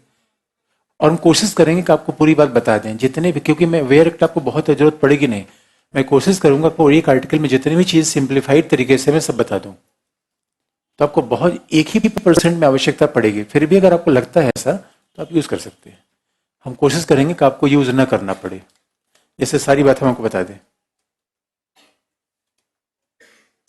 किसी ने कहा कि प्रस्तावना में संविधान संशोधन क्यों किए गए? अब ये सवाल वाजिब नहीं है, सही पूछे क्यों किए गए, क्योंकि आप जानते हैं इंदिरा गांधी समाजवादी अपने आप को दिखाना चाहती थी, पंथ निरपेक्षतावादी दिखाना चाहती थी, इसलिए उन्होंने संविधान संशोधन कर दिया। ये बड़ा ही पॉलिटिकली मोटिवेटेड सवाल है, लेकिन अब हमें इसका जवाब ऐसे देना है, इन शब्दों का प्रयोग करके इन मान्यताओं को और सुदृढ़ बना दिया, क्योंकि जो बातें संविधान में है उसको हम डिफेंस करते हैं, पॉलिटिकल प्रैक्टिस की आलोचना कर सकते हैं। और हम बताएंगे इंदिरा गांधी कैसे समाजवादी बनना चाहती थी, कैसे चुनाव जीतने गुण कला थी, तो मैं सारी बात आपको उत्तर मिल जाएगा। क्या उसे प्रस्तावना की व्यापकता बहुत अधिक बढ़कर जटिल नहीं हुई है? ऐसा नहीं है, ये हर चीज को परिभाषित किया जा सकता है, लेकिन हमने कहा ये डिबेट तो हमने पहले बता रखा था, ये बातें पहले से अंतर्निहित है। तो पार्लियामेंट्री फॉर्म ऑफ गवर्नमेंट में पहले हम यही परिभाषित करें कि पार्लियामेंट्री फॉर्म ऑफ गवर्नमेंट है क्या। पहला, संसदीय शासन का मतलब क्या है? What does it mean by the parliamentary form of government?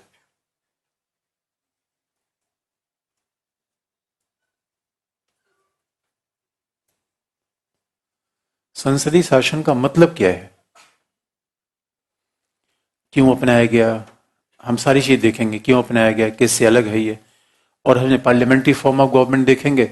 इसके साथ एक चीज और देख लेंगे जो हमारे सिलेबस में नहीं लिखा गया है, लेकिन उसके जाने बिना डिबेट नहीं हो पाएगी कोई चीज। उसका दूसरा अपोजिट है प्रेसिडेंशियल फॉर्म ऑफ गवर्नमेंट।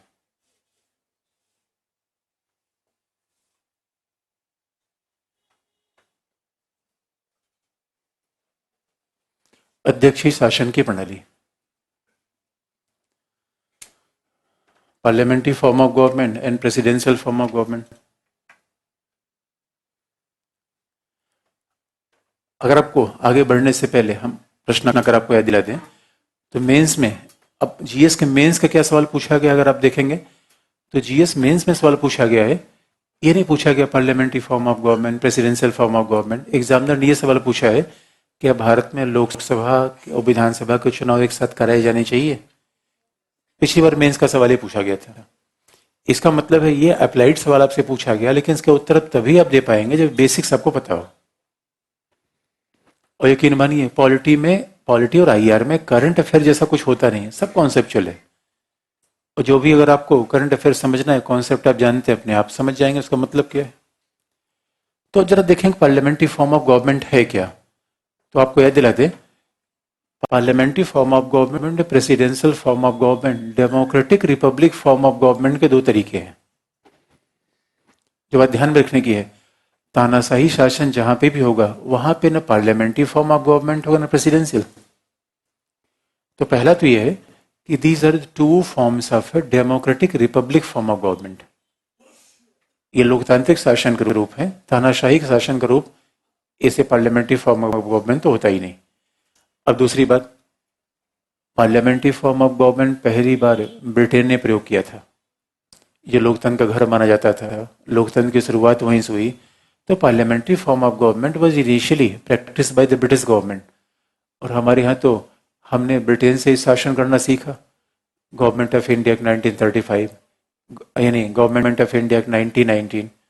उस आधार से हमारे यहाँ भी ब्रिटिशर्स ने पार्लियामेंट्री फॉर्म ऑफ गवर्नमेंट का आधारभूत सिद्धांत रखा। इसका मतलब है, तो हम देखेंगे फिर पार्लियामेंट्री फॉर्म ऑफ गवर्नमेंट का मतलब पार्लियामेंट बनती किससे है?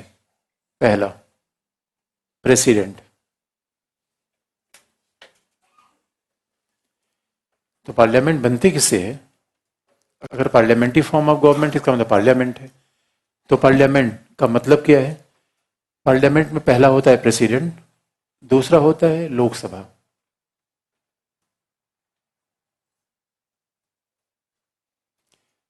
तीसरा है राज्यसभा,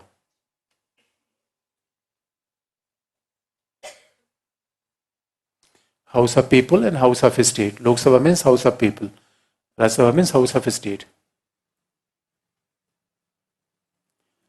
पार्लियामेंट में तीन चीजें मिलकर बनती है, प्रेसिडेंट, लोकसभा और राज्यसभा। आपको याद दिलाते हैं, लोकसभा और राज्यसभा को मिलकर आप ये कह सकते हैं दैट इज विधायिका, लेजिस्लेचर।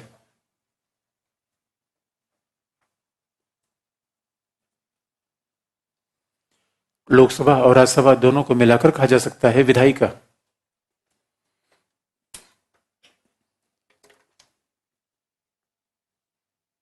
विधायिका, जबकि प्रेसिडेंट का मतलब है कार्यपालिका, एग्जीक्यूटिव।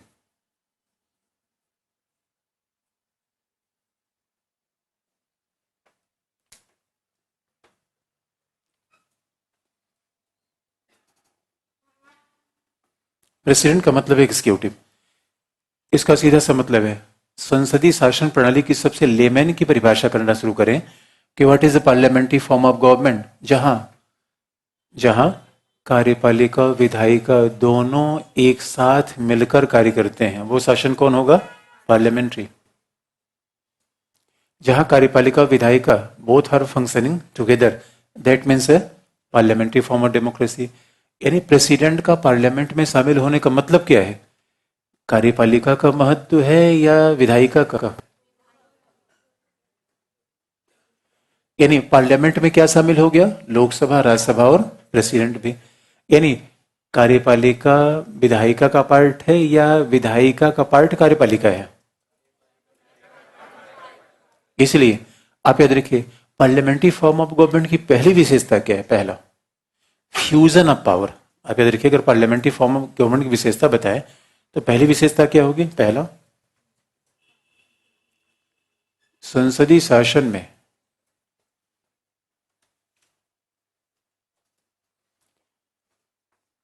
शासन में विधायक और कार्यपालिका के बीच शक्तियों का समन्वय होता है। There is a fusion of power between the legislature and the executive. समन्वय, शक्तियों का समन्वय होता है, अंडरलाइन, शक्तियों का समन्वय होता है या सामंजस्य होता है, अंडरलाइन।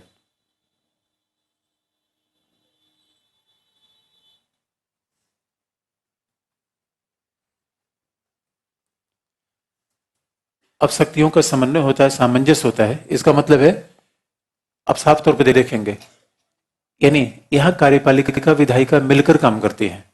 जबकि अब देखें, कार्यपालिका का काम होता है पॉलिसी मेकिंग, कार्यपालिका का काम होता है, और विधायक का काम है विधि का निर्माण। पॉलिसी मेकिंग, कार्यपालिका पॉलिसी मेकिंग करती है। मेक इन इंडिया क्या है? पॉलिसी है। डोमेस्टिक वायलेंस क्या है? लॉ है, एक्ट है। विधायिका विधि का निर्माण करती है, ये पॉलिसी का निर्माण करती है। पॉलिसी सरकार के बदलने के साथ बदल सकती है, विधि नहीं। विधि के उल्लंघन पे दंड मिलता है, पॉलिसी के उल्लंघन पे नहीं। स्टार्टअप कार्यक्रम क्या है? पॉलिसी है। अब सरकार कर स्टार्ट करो, मेरा स्टार्ट करने का मन नहीं कर रहा है, तो सरकार हमें लठ मारेगी? नहीं। लेकिन सरकार ने कहा डोमेस्टिक वायलेंस एक्ट, उसके बाद मैंने जाके पत्नी की धुनाई कर दी, बड़े घर में जाना तय है कि नहीं? तय है। तो आप याद रखिए, इसका मतलब है कार्यपालिका विधायिका जहां साथ साथ चले, वो शासन क्या कहलाएगा? Parliamentary form of government. अब कार्यपालिका विधायिका साथ साथ कैसे चलते हैं? एग्जाम्पल आपको बता दें, क्योंकि हमारे यहां पूरे संविधान में लिखा गया है पूरी कार्यपालिका शक्तियां किसमें निहित है? राष्ट्रपति में। पूरी कार्यपालिका शक्तियां राष्ट्रपति में निहित है। ये आर्टिकल 52 में कॉन्स्टिट्यूशन लिखा हुआ है, entire executive power lies in president, और हमने प्रेसिडेंट को लिख दिया, पूरी कार्यपालिका शक्ति को बता दिया। लेकिन कार्यपालिका में प्रेसिडेंट के अलावा भी तो लोग हैं। कौन है? प्रधानमंत्री है, मंत्रिपरिषद है, इसका हम अलग अलग अध्ययन भी देखेंगे, इसका अलग अलग अध्ययन देखेंगे। तो थोड़ा सा हमें यह ध्यान रखना है कि एक चीज का उल्लेख करते समय किसी न किसी दूसरे का उल्लेख हमें करना ही पड़ जाता है, लेकिन जिसका हम विस्तार नहीं कर रहे हैं उसका मतलब अगले टॉपिक में उसका हम अलग से अध्ययन देखेंगे। तो आपको याद दिला दें, पार्लियामेंट्री फॉर्म ऑफ गवर्नमेंट का सीधा सा मतलब होता है कि जब हमने कहा कि entire executive power lies in the president, समूची कार्यपालिका शक्तियां राष्ट्रपति में निहित हैं, तो आपको याद दिला दे संविधान ऐसा मानता है आर्टिकल 52 में, लेकिन राष्ट्रपति क्या अकेले सारा काम कर सकता है क्या? इसलिए राष्ट्रपति को सहायता देने के लिए मंत्रिपरिषद है, राष्ट्रपति को सहायता देने के लिए प्रधानमंत्री है, राष्ट्रपति को सहायता देने के लिए प्रशासनिक अधिकारियों का पूरा जमावड़ा लगा हुआ है। तो सारे लोग कार्यपालिका में आएंगे। अब जरा सोच के देखिए, मोदी किसके पार्ट हैं? कार्यपालिका के। सुषमा स्वराज अभी जो चीन में गई हुई हैं, किसके पार्ट है? कार्यपालिका के। विदेश मंत्री, वाणिज्य मंत्री, रेल मंत्री, ये सब किसका पार्ट है? कार्यपालिका के। अब जरा सोच के देखिए, PM and council of minister, ये सब कार्यपालिका का पार्ट है। तो अब आप बताइए, ये संसदीय शासन की विशेषता क्यों मैं कह रहा हूं कि कार्यपालिका और विधायिका के बीच समन्वय सामंजस्य होता है। हमारे यहां कोई काउंसिल ऑफ मिनिस्टर का ऐसा मेंबर आप बताइए जो इसका या इसका मेंबर ना हो। कोई मंत्रिपरिषद का ऐसा सदस्य है जो लोकसभा या राज्यसभा का मेंबर ना हो? है या नहीं? धीरज क्यों बोल रहे हैं? आप एक एक को जानते हैं? आप एक को हो ही नहीं सकता। यही कार्यपालिका विधायिका का समन्वय है कि हमारे यहाँ काउंसिल ऑफ मिनिस्टर में जानने के लिए पहले कहां जाना पड़ेगा? किसी एक सदन में जाना पड़ेगा। तो बताइए, विधायिका कार्यपालिका का समन्वय हुआ कि नहीं हुआ? यद्यप संविधान में थोड़ा सा आधार ये लिखा गया है, 6 महीने तक, 5 साल तक नहीं, 6 महीने तक कोई कार्यपालिका में जा सकता है विधायिका में रहे बिना। लेकिन ये प्रोविजन है केवल 6 महीने तक। इसका मतलब है 6 महीने के बाद आपको मेंबरशिप लेनी ही पड़ेगी, मेंबरशिप लेनी पड़ेगी। जैसे आप देखेंगे, यही बात हम राज्यों में भी दोहरा सकते हैं। कमलनाथ अभी हमने MP, chief minister of MP, Kamalnath chief minister हो गए, लेकिन क्या वो विधानसभा के सदस्य थे? नहीं थे। अब चुनाव लड़ने जा रहे हैं कि नहीं? 6 महीने के भीतर मुख्यमंत्री हो जाए। योगी जब मुख्यमंत्री बने तो वो विधानसभा के मेंबर थे? वो तो लोकसभा के मेंबर थे। ये सीधी सी बात है। समन्वय का पहला मतलब क्या है? अगर लिखना चाहें तो समन्वय का पहला मतलब क्या है? जब कहते हैं संसदीय शासन का मतलब विधायिका कार्यपालिका का समन्वय, फ्यूजन, तो पहला मतलब क्या है? पहला देखिए, एक ही शब्द को हम विस्तार करते चले जाएंगे। तो फ्यूजन का पहला मतलब क्या है?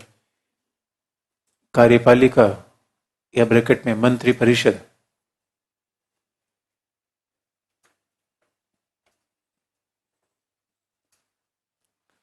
कार्यपालिका या ब्रैकेट में मंत्रिपरिषद का सदस्य बनने के लिए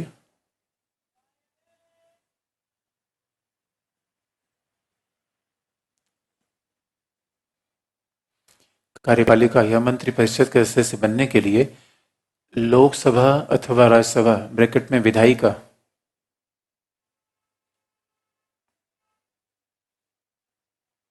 लोकसभा अथवा राज्यसभा की सदस्यता आवश्यक है।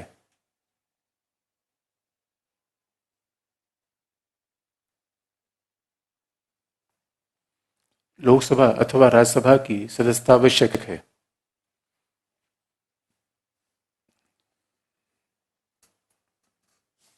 लोकसभा अथवा राज्यसभा की सदस्यता आवश्यक है। अब सवाल है, जरा सोच के देखिए, अगर संसद में तीनों आ जाते हैं तो संसद बड़ी संस्था हुई, राष्ट्रपति, लोकसभा या राज्यसभा? संसद। इसे संसदीय शासन प्रणाली का अगला मतलब क्या है? अगला संसद ही शासन का केंद्र होती है। Parliament is the focal point of the government.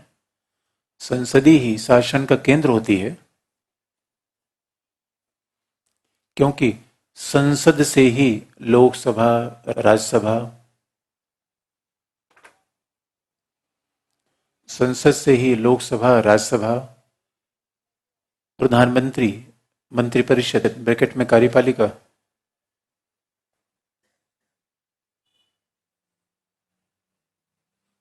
Lok Sabha, Rajya Sabha, प्रधानमंत्री का निर्माण होता है।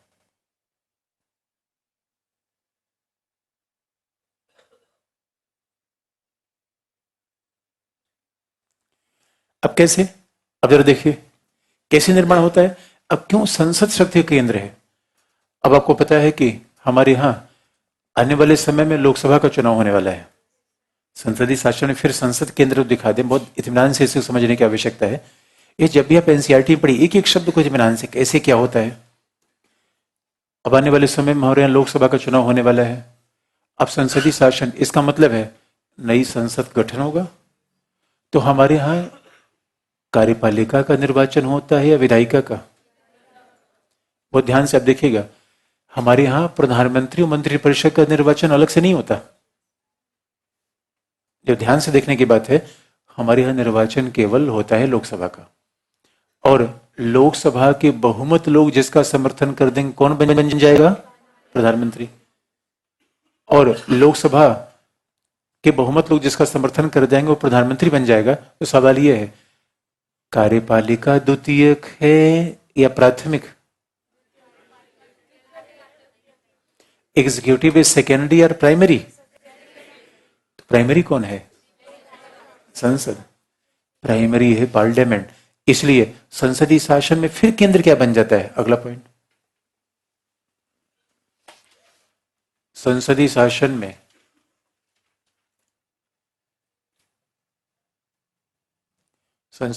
में कार्यपालिका और विधायिका का एक ही साथ चुनाव होता है। The election of executive and legislature held simultaneously.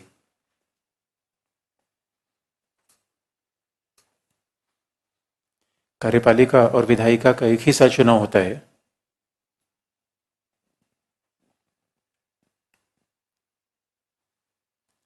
और लोकसभा के बहुमत सदस्य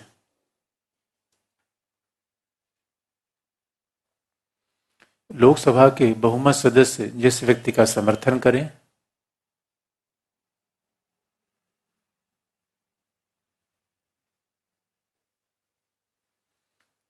लोकसभा के बहुमत सदस्य जिस व्यक्ति का समर्थन करे वो प्रधानमंत्री बन जाता है।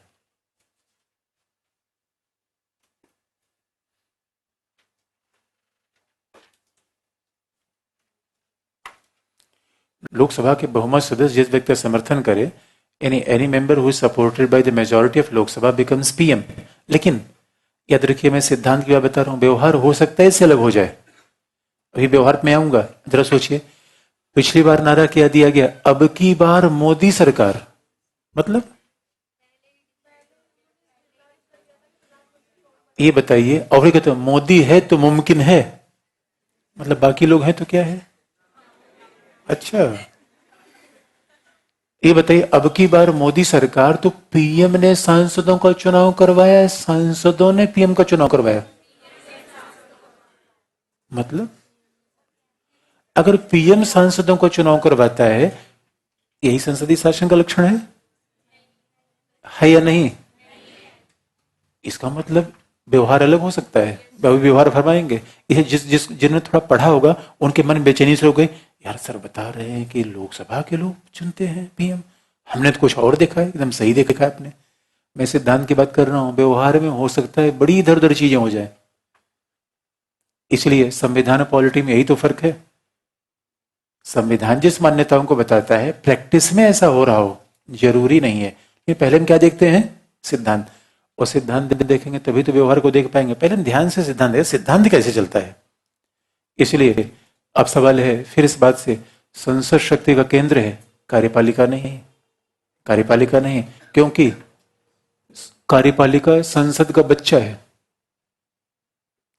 यानी संसद है तो कार्यपालिका है, कार्यपालिका है तो संसद है। कार्यपालिका संसद से बनी या संसद कार्यपालिका से बनी? तो सवाल है कौन किसके प्रति उत्तरदायी होगा? अगला पॉइंट,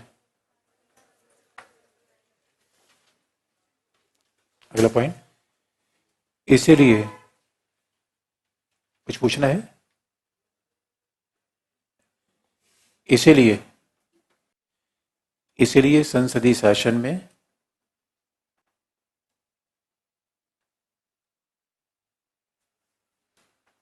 इसलिए संसदीय शासन में इसलिए संसदीय शासन में कार्यपालिका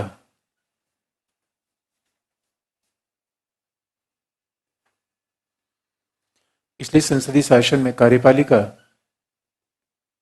लोकसभा के प्रति सामूहिक रूप में उत्तरदायी होती है. Therefore, in parliamentary form of government, executive or council of minister is collectively responsible towards Lok Sabha. Collectively responsible underline. इसलिए संसदीय शासन में कार्यपालिका या मंत्रिपरिषद सामूहिक रूप में लोकसभा के प्रति उत्तरदायी होती है. ये सामूहिक रूप में लोकसभा के प्रति उत्तरदायी होती है. अच्छा, एक बात याद रखिए दोस्तों, उत्तरदायित्व किसका है? सामूहिक.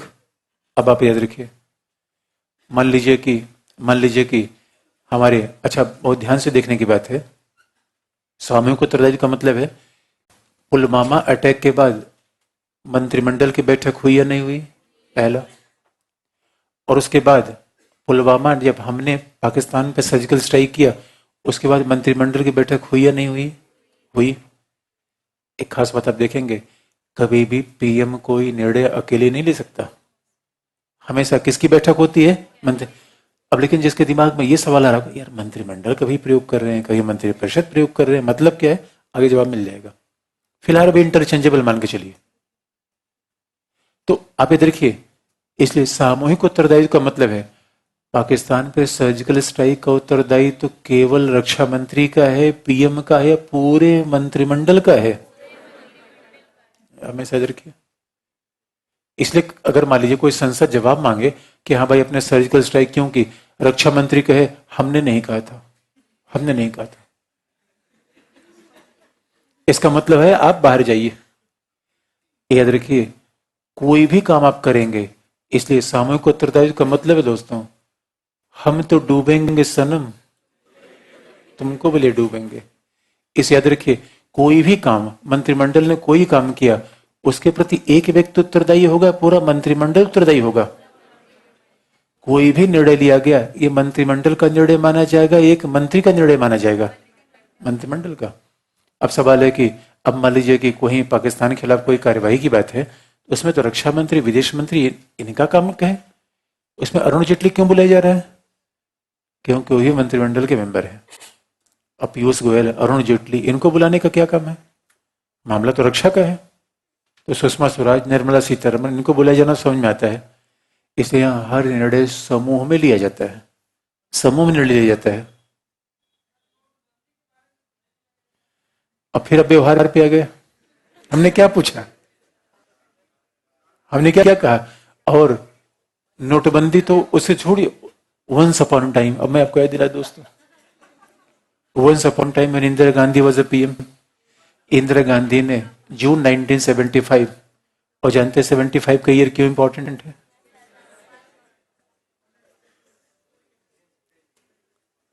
क्यों इंपॉर्टेंट है? 16 फिल्म रिलीज हुई थी.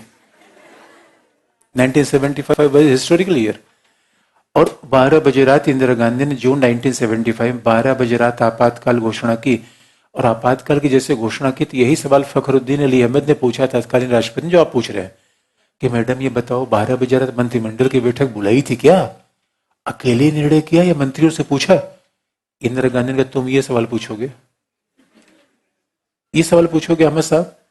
आपको पता नहीं कि आपकी औकात क्या थी? राष्ट्रपति आप किसने बनवा दिया? अहमद का दिखाओ, मैडम बुरा मत मानना, उनका बुरा मान के साइन करो, साइन करो. याद रखिए, इंदिरा गांधी, मैं फिर कह रहा हूं, ये सिद्धांत है, व्यवहार अलग हो सकता है, और वही हाल अभी रिपीट हो रहा है. मोदी के सामने मंत्रिमंडल कोई सदस्य खड़ा नहीं हो सकता, खड़ा नहीं हो सकता. आपको क्या लगता है, देश का रक्षा मंत्री कौन? मोदी. विदेश मंत्री कौन? मोदी. अजीब सी बात है यार, ये कौन सा मोदी है तो मुमकिन है, मंत्रिमंडल है तो मुमकिन है, मोदी है तो मुमकिन है. यार ये बताइए, ये संसदीय शासन है या कुछ और है? आगे आपको बताएंगे।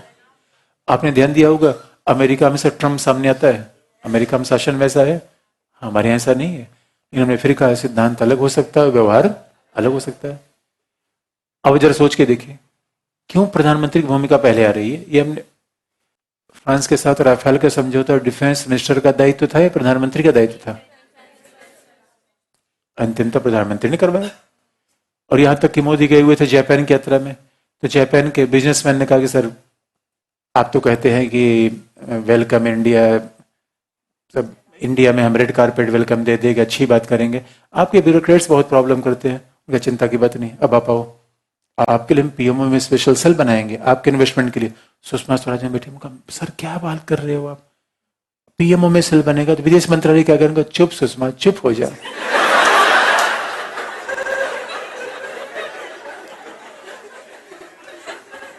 याद रखिए दोस्तों, इस समय जितने भी मंत्री हैं, याद रखिए मोदी की कृपा पे है। निर्मला सीतारमन राज्यसभा से है, क्यों मंत्री हैं? मोदी की कृपा पे। पीयूष गोयल, और जो मोदी से टकराएगा उसका हाल आडवाणी जैसा हो जाएगा। कमाल बात है। अब बताइए, ये व्यवहार है। तो आप अभी जरा सिद्धांत और व्यवहार में फर्क करें। क्यों सिद्धांत व्यवहार में फर्क नहीं करेंगे? पीटी का सवाल गलत करके चले आएंगे। ध्यान से पढ़ने की आवश्यकता है। प्रीलिम्स में आपको सिद्धांत देखना है, और सिद्धांत व्यवहार कंफ्यूजन बना रहेगा, प्रीलिम्स वाला सवाल गड़बड़ करके चले आएंगे। अभी भी सिद्धांत पे जाए, सिद्धांत में क्या होता है? तो संसदीय शासन में अगला पॉइंट। अच्छा, फिर आपको बता दें, जब हम कहते हैं सामूहिक उत्तरदायित्व, तो इसका मतलब है संसदीय शासन में निर्णय एक व्यक्ति का होता है, पूरे कैबिनेट का होता है। इसलिए पिछली बार प्रीलिम्स एग्जाम में आपने देखा होगा, एग्जामिनर ने सवाल पूछा था कि कैबिनेट शासन से क्या मतलब होता है, यानी उसने संसदीय शासन को इस रूप में पूछ लिया, कैबिनेट शासन के रूप में। तो संसदीय शासन में स्थितियां समूह में होती हैं, और सब लोग सामूहिक रूप में रिस्पॉन्सिबल किसके प्रति होते हैं? लोकसभा के प्रति रिस्पॉन्सिबल है। इसका मतलब फिर अंतर संबंध आ गया। दोनों के अंतर संबंध बार बार आ रहे हैं।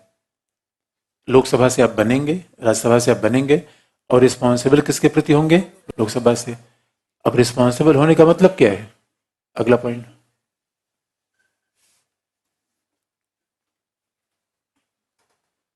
लोकसभा के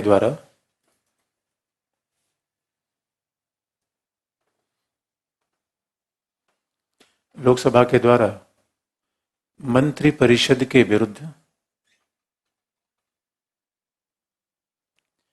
लोकसभा के द्वारा मंत्री परिषद के विरुद्ध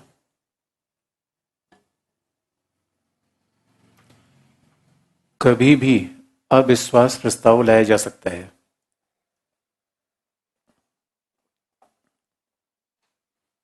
Lok Sabha can pass a resolution against the council of minister और no confidence motion against the council of minister.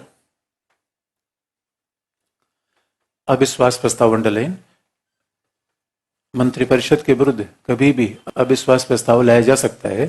इसलिए संसदीय शासन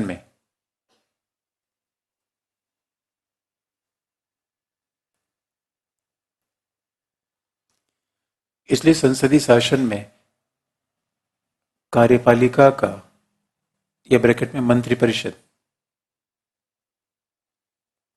इसलिए संसदीय शासन में कार्यपालिका का कोई सुनिश्चित कार्यकाल नहीं होता। Therefore there is no fixed tenure of council of minister in parliamentary form of government. इसलिए संसदीय शासन में कार्यपालिका का कोई सुनिश्चित कार्यकाल नहीं होता। तो ये इंटरेस्टिंग पार्ट है। इसका मतलब काउंसिल ऑफ मिनिस्टर का कोई सुनिश्चित कार्यकाल नहीं है। जैसे कि एग्जाम्पल आप देखेंगे, अटल बिहारी वाजपेयी 13 दिन तक प्रधानमंत्री रहे, 13 महीने तक रहे, और 5 साल तक रहे। इसका सीधा सा मतलब है यहां पे कार्यपालिका कोई भी सुनिश्चित कार्यकाल नहीं है। और सुनिश्चित कार्यकाल, जैसे एग्जाम्पल आप देखेंगे, बीपी सिंह कितने दिन तक प्रधानमंत्री रहे? लगभग 12-13 महीने। और चरण सिंह लगभग 6 महीने, 6 महीने प्रधानमंत्री रहे। इंद्र कुमार गुजराल 4 महीने। यही सिद्धांत है कार्यपालिका का, यहाँ कोई सुनिश्चित कार्यकाल नहीं होता। लेकिन इसका मतलब मंत्रिपरिषद को भी हटाया जा सकता है, मंत्रिपरिषद कभी भी चली जाएगी। इसका मतलब एक बात इसमें तय है, सरकार में स्थायित्व ज्यादा इंपॉर्टेंट है उत्तरदायित्व। अगला पॉइंट, संसदीय शासन में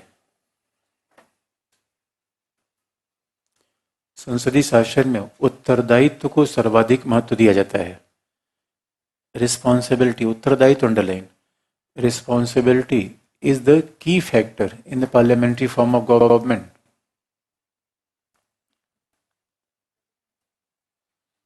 संसदीय शासन में उत्तरदायित्व को सर्वाधिक महत्व दिया जाता है।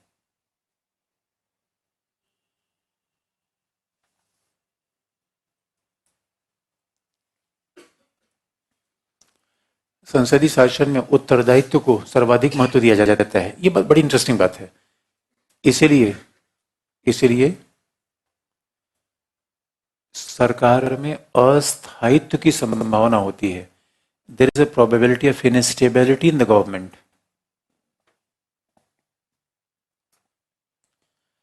इसलिए सरकार में अस्थायित्व की संभावना होती है।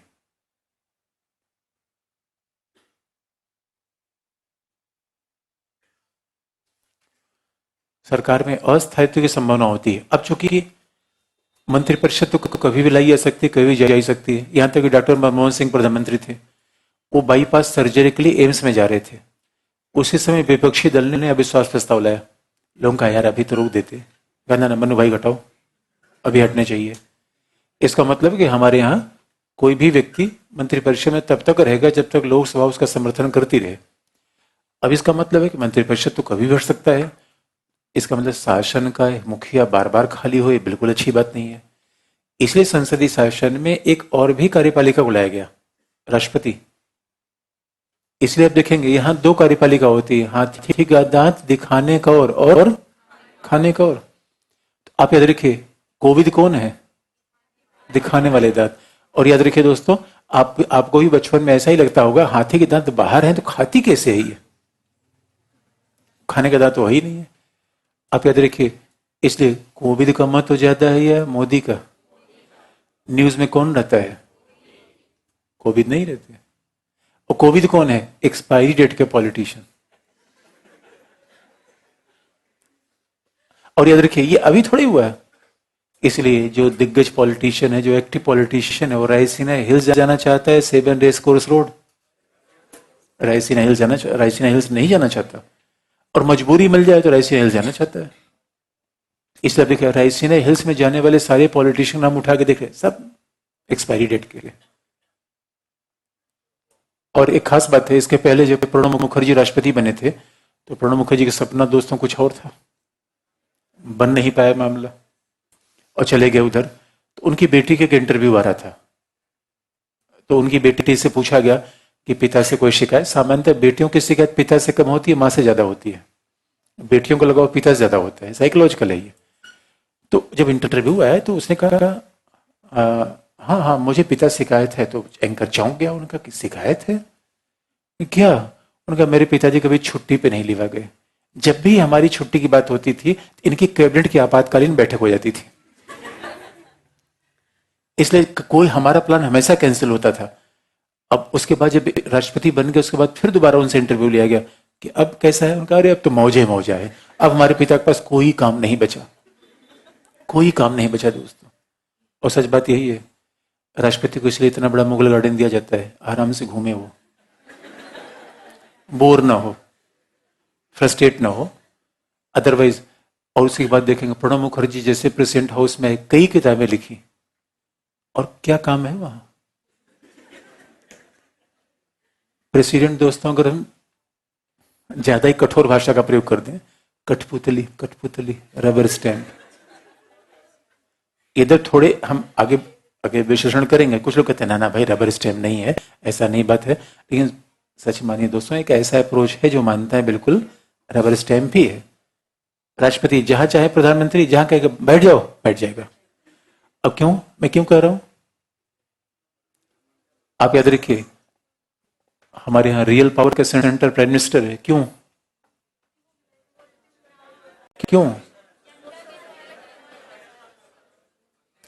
हाँ देखिए, इसके दो तीन कारण है क्यों प्रधानमंत्री पावर केंद्र होता है, राष्ट्रपति क्यों नहीं होता, उसके कारण आपको बता दें। ऐसा नहीं कि मेरे कहने से हो जाएगा, कारण आपको बता दें। प्रधानमंत्री निर्वाचित है या राष्ट्रपति? प्रधानमंत्री जनता के द्वारा निर्वाचित होता है, राष्ट्रपति निर्वाचित होता है जनता के प्रतिनिधियों के द्वारा। पहला फर्क आ जाता है, यानी राष्ट्रपति का निर्वाचन पार्टी पे डिपेंड है, प्रधानमंत्री का निर्वाचन लोगों पे डिपेंड है। पहला फर्क आ जाएगा। दूसरी बात हो जाती है, सरकार मंत्रालय चलाते हैं, सरकार मंत्रालय चलाते हैं। और हमने बता दिया डिसीजन लेके लिए जब कैबिनेट की बैठक होती है तो क्या उसमें राष्ट्रपति को बुलाया जाता है? कैबिनेट को चेयर कौन करता है? प्रधानमंत्री। यहां तक कि दोस्तों यकीन मानिए राष्ट्रपति बोलता है यार थोड़ा सा मोदी घुमा उमा दो कहीं पे, यात्रा उतरा लगा दो कहीं पे हमारी भी। तो मोदी बोले कहाँ जाओगे कोई विस्तार? तो यूरोप जाने का मन कर रहा है। कहाँ भाई? गृह मंत्रालय को भेजा, विदेश मंत्रालय को। हाँ राष्ट्रपति का यात्रा का अरेंजमेंट करवाया जाए। तो मोदी जब कहेंगे इनको यहाँ जाना है यूरोप, तो विदेश मंत्रालय के पास जाएगा मैसेज, विदेश मंत्रालय वहां डिप्लोमेसी पूछेगी थोड़ा सा प्रपोजल बनाओ, घूमने का मन कर प्रेसिडेंट साहब का। कहीं घूमना भी चाहते हैं तो याद रखिए किससे परमिशन लेनी पड़ेगी? पावर मंत्री परिषद में होती है, पावर मंत्रालयों में है। तो पावरफुल कौन है? जो डिफेंस मिनिस्टर है, जो फाइनेंस मिनिस्टर है। राष्ट्रपति किस मिनिस्ट्री की हेड करता है? किसी की नहीं। इसे राष्ट्रपति को सुरक्षा गार्ड कहां से मिलते हैं? डिफेंस मिनिस्ट्री से। और डिफेंस मिनिस्ट्री से बोलेगा तो 2-4-10 घोड़े और लगा देगा, डिग डिग डिग डिग करते हुए राष्ट्रपति के आगे पीछे जाएंगे। आपको याद दिला दें ज्ञानी जैल सिंह हमारे यहाँ प्रेसिडेंट थे, ज्ञानी जैल सिंह प्रेसिडेंट थे और राजीव गांधी से उनके संबंध खराब हो गए, कारण आगे आपको बता दें कहीं ना कहीं। और प्रेसिडेंट बहुत जगह घूमना चाहते थे। प्रेसिडेंट जहां भी यात्रा करना चाहते थे गृह मंत्रालय की परमिशन पहले चाहिए। गृह मंत्रालय नोट लिख के भेजता था सुरक्षा की परिस्थितियां ठीक नहीं, अब जानिए नहीं जा सकते। प्रधानमंत्री ने प्रेसिडेंट को बांध कर रख दिया था। इसे याद रखिए रियल पावर किसमें है? इसलिए याद रखिए who is Singh is king, Modi is king दोस्तों। Earlier Singh was not king. उन्होंने कहा व्यवहार कुछ और हो सकता है कोई प्रधानमंत्री ऐसा रहा हो जो राष्ट्रपति से भी कमजोर हो गया हो। आगे एग्जाम्पल बताएंगे। व्यवहार में हो सकता है, सिद्धांत में पावर का सेंटर कौन होता है? पीएम। लेकिन पीएम भी कहां से निकलता है? संसद से, इसलिए संसदीय शासन प्रणाली है। इसलिए अगला पॉइंट,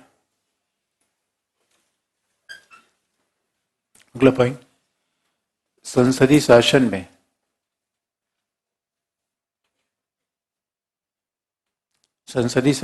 में दो प्रकार की कार्यपालिका होती है। There is a dual executive in parliamentary form of government.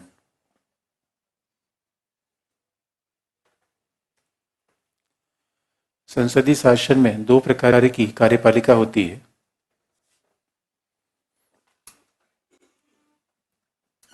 दो प्रकार की कार्यपालिका होती है। पहला संवैधानिक,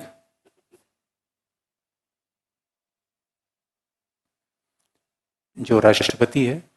first is the constitutional which is the president. पहला राष्ट्रपति जो संवैधानिक प्रधान है, और दूसरा प्रधानमंत्री जो वास्तविक प्रधान है। अच्छा, एक्सीडेंटल प्राइम मिनिस्टर फिल्म देखी कि नहीं आपने? हाँ तो जरूर देखिएगा इस बात को। दूसरा प्रधानमंत्री जो वास्तविक प्रधान है। अब हम हर शब्द का देखिए, जब हम शब्द का प्रयोग करते हैं कि संवैधानिक राष्ट्रपति संवैधानिक प्रधान है, प्रधानमंत्री वास्तविक प्रधान है, तो हमें शब्द के मतलब जरा हम आपको याद दिला दें। अब आप देखिए यहां संविधान को कई बार रिफर करने की आवश्यकता होती है। आप संविधान में कहीं भी पढ़ के जाइए, संविधान में कुछ भी लिख लीजिए, तो आपको याद दिला दें कि हमारे यहाँ प्रधानमंत्री की नियुक्ति कौन करता है। अब इतनी बात तो आप जानते होंगे जिनका उल्लेख करना भी है। यूपीएससी के चेयरपर्सन की नियुक्ति कौन करता है? मानव अधिकार आयोग का अध्यक्ष नियुक्ति कौन करेगा? राज्यपाल की नियुक्ति कौन करेगा? क्षमा कौन देगा? सारे काम राष्ट्रपति के नाम से कि नहीं? संविधान में आप चले जाइए, प्रधानमंत्री का कोई काम ही नहीं है, सारा काम राष्ट्रपति का है। इसे संवैधानिक प्रधान का मतलब है संविधान किसे शक्तियां देता है? प्रेसिडेंट को। उस शक्तियों का वास्तविक प्रयोग कौन करता है? इसलिए प्रधानमंत्री क्या है? वास्तविक कार्यपालिका। वास्तविक कार्यपालिका का सीधा सा मतलब है जो मंत्रालयों का मुखिया है, जो मंत्रालयों के बीच समन्वय सामंजस्य कर सकता है, जो मंत्रालयों को बांट सकता है, बदल सकता है, बाहर कर सकता है। ये राष्ट्रपति नहीं करता। जैसे आपने सोनाक्षी सिन्हा के पापा, अब याद है, शत्रुघ्न सिन्हा, ये सरकार से नाराज क्यों चल रहे हैं? क्यों? याद रखिए, ये प्रधानमंत्री का विशेष अधिकार होता है कि लोगों को बाहर करके रखे। नाराज चल रहे हैं। अब भाई जिसको मंत्री राजीव प्रताप रूडी बाहर किया कि नहीं? और अभी तो दोस्तों, अभी तो उमा भारती कई मंत्रालय के बैठी थी। मोदी ने कहा मैडम क्या गंगा की सफाई हुई? उन्होंने कहा नहीं, कर दूंगी। मोदी ने कहा मैं तुम्हारी सफाई कर दूंगा, तुम भागो यहां से। और सवाल है कि अब वो मंत्रालय छोड़ने को तैयार नहीं थे। उनका मैं पूरे हिंदुस्तान से आकर बोलूंगा देखो महिला के साथ कैसा बर्ताव किया। इसलिए अब देखिए, इस समय सबसे ज्यादा मिनिस्ट्री किसके पास है? नितिन गडकरी। किसके कारण? प्रधानमंत्री कारण। इसे प्रधानमंत्री is king, real king is प्रधानमंत्री। वो सबसे ज्यादा मिनिस्ट्रीज में मोदी को है। पीयूष गोयल को अपग्रेड किया गया, स्मृति ईरानी को नीचे लाया गया। एचआरडी से कपड़ा नीचे है कि नहीं दोस्तों? कहा मानव संसाधन मंत्री, कहा कपड़ा। अब कपड़े में क्या बचा हुआ यार? रेमंड कपड़ा है कि किसका कपड़ा? कपड़ा देखो।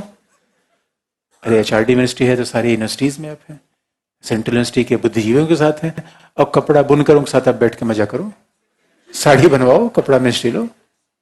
इसलिए प्रधानमंत्री किसी को ऊपर कर सकता है, किसी को बाहर, और किसी को बिना कोई कारण बताए कर सकता है।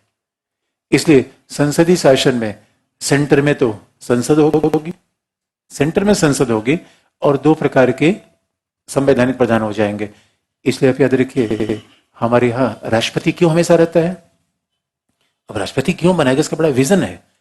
संवैधानिक प्रधान राष्ट्रपति है, लेकिन शासन में कभी अंतराल न होने पाए, इसलिए हमेशा हमारे राष्ट्रपति होता है। जैसे आप देखेंगे कि 84 में इंदिरा गांधी की डेथ हो गई। इंदिरा गांधी की डेथ हुई तो स्वाभाविक रूप में अगर राष्ट्रपति न रहा होता तो देश का प्रधान ही कोई नहीं है। अब समझ लीजिए शासन के हिसाब से कितनी बड़ी क्राइसिस है। तो ऐसे समय हमारे देश पर कोई अटैक कर दे, कौन किसको आदेश देगा? आप याद रखिए, शासन चलाना बड़ा डिफिकल्ट काम होता है।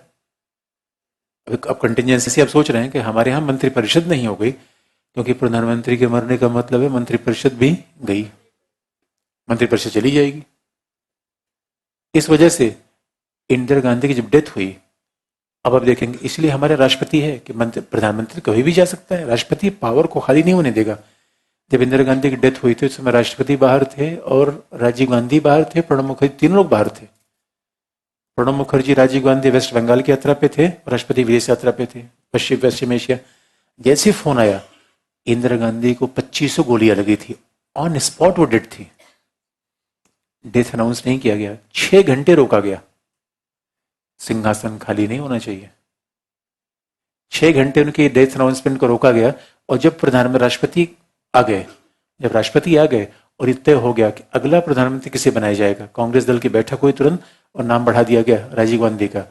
और जब ये अनाउंस हो गया कि राजीव गांधी को नाम एक्सेप्टेड है, 1 मिनट पहले अनाउंस कर दिया गया इंदिरा गांधी अब नहीं रही, और अगले मिनट राजीव गांधी को प्रधानमंत्री के रूप में अपॉइंट कर दिया गया।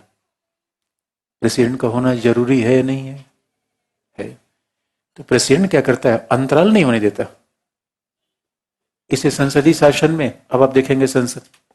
और दूसरा, जब हम संसदीय शासन की बात करते हैं तो रिस्पॉन्सिबल गवर्नमेंट, और संसदीय शासन रिस्पॉन्सिबिलिटी कैसी है? अगला पॉइंट। अब एक बात है कि एक ही शब्द को हम खींचे चले जा रहे हैं, भाई यही तो विशेषण है। शब्द हमारा एक ही है कि संसदीय शासन, संसद से क्या क्या निकल रहा है उसी को हम आगे बढ़ते जा रहे हैं। अगला पॉइंट, संसदीय शासन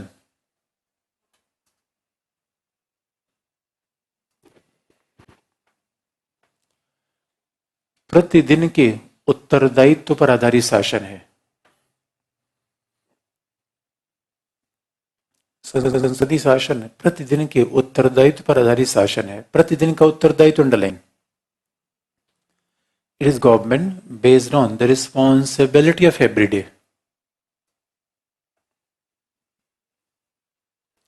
संसदीय शासन प्रतिदिन के उत्तरदायित्व पर आधारित शासन है।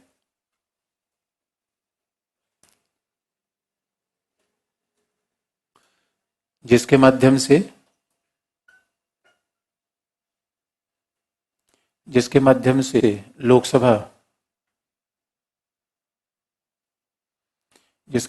लोकसभा मंत्री परिषद पर अपना नियंत्रण बनाए रखती है।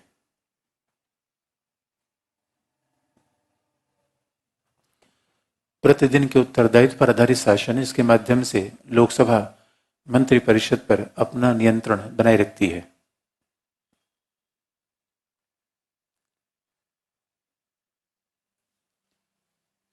Even council of minister is responsible toward Lok Sabha. और आप देखेंगे ये उत्तरदायित्व बनाए रखने के तमाम तरीके हैं और एक एक तरीके की हम बात करेंगे। जैसे अब संसदीय शासन में प्रतिदिन का उत्तरदायित्व कैसे होता है? जब भी सेशन होगा, आपने देखा होगा मंत्रियों से सांसद सवाल पूछते हैं, जिसको हम संसद में देखेंगे भी। ये ऑब्जेक्टिव एग्जाम के लिए सब चीजें इंपॉर्टेंट हो जाती हैं। सवाल पूछते हैं, क्यों सवाल पूछते हैं? दूसरा, बजट लोकसभा पारित करती है, संसद पारित करती है, क्यों? उत्तरदायित्व बनाए रखने के लिए। और आप याद रखिए, लोकसभा में और राज्यसभा में सरकार के खिलाफ अनेक प्रस्ताव लाए जाते हैं।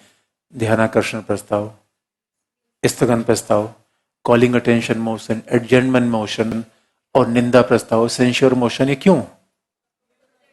नियंत्रण रखने के लिए। इसलिए ये उत्तरदायी शासन है। और ये उत्तरदायी फिर सामूहिक होता है। सामूहिक का सीधा सा मतलब है कि एक एक मंत्री का कार्य पूरा मंत्रिपरिषद डिफेंस करेगा। कभी भी मंत्रिपरिषद एक मंत्री के निर्णय से असहमत नहीं होगा। और अगर एक मंत्री का निर्णय है तो पूरा मंत्रिमंडल उसका बचाव करेगा।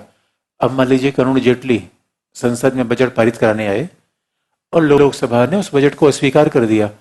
अरुण जेटली को जाना पड़ेगा, पूरे मंत्रिमंडल को। पूरे सामूहिक उत्तरदायित्व का मतलब है साथ साथ डूबते हैं और साथ साथ तैरते हैं।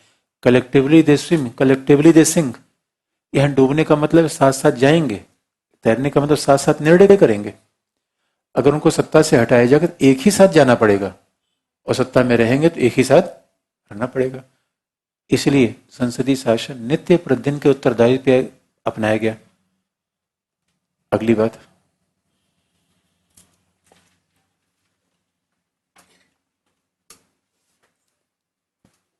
संसदीय शासन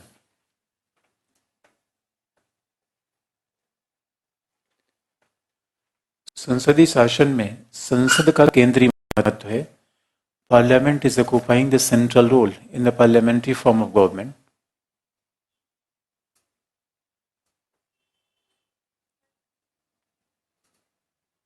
संसदीय शासन में संसद का केंद्रीय महत्व है, परंतु कार्यपालिका में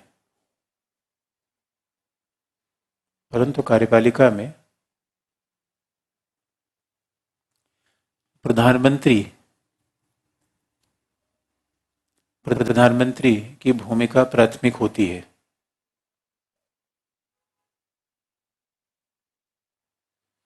कार्यपालिका में प्रधानमंत्री की भूमिका प्राथमिक होती है। In executive prime minister is first among the equals. प्रधानमंत्री की भूमिका प्राथमिक होती है,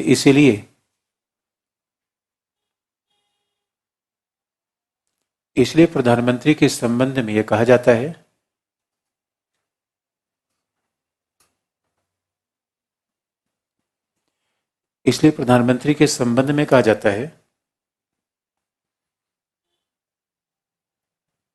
कि प्रधानमंत्री समकक्षों में प्रधान है। He is the first among equal. इसलिए प्रधानमंत्री के बारे में कहा जाता है प्रधानमंत्री समकक्षों में प्रधान है।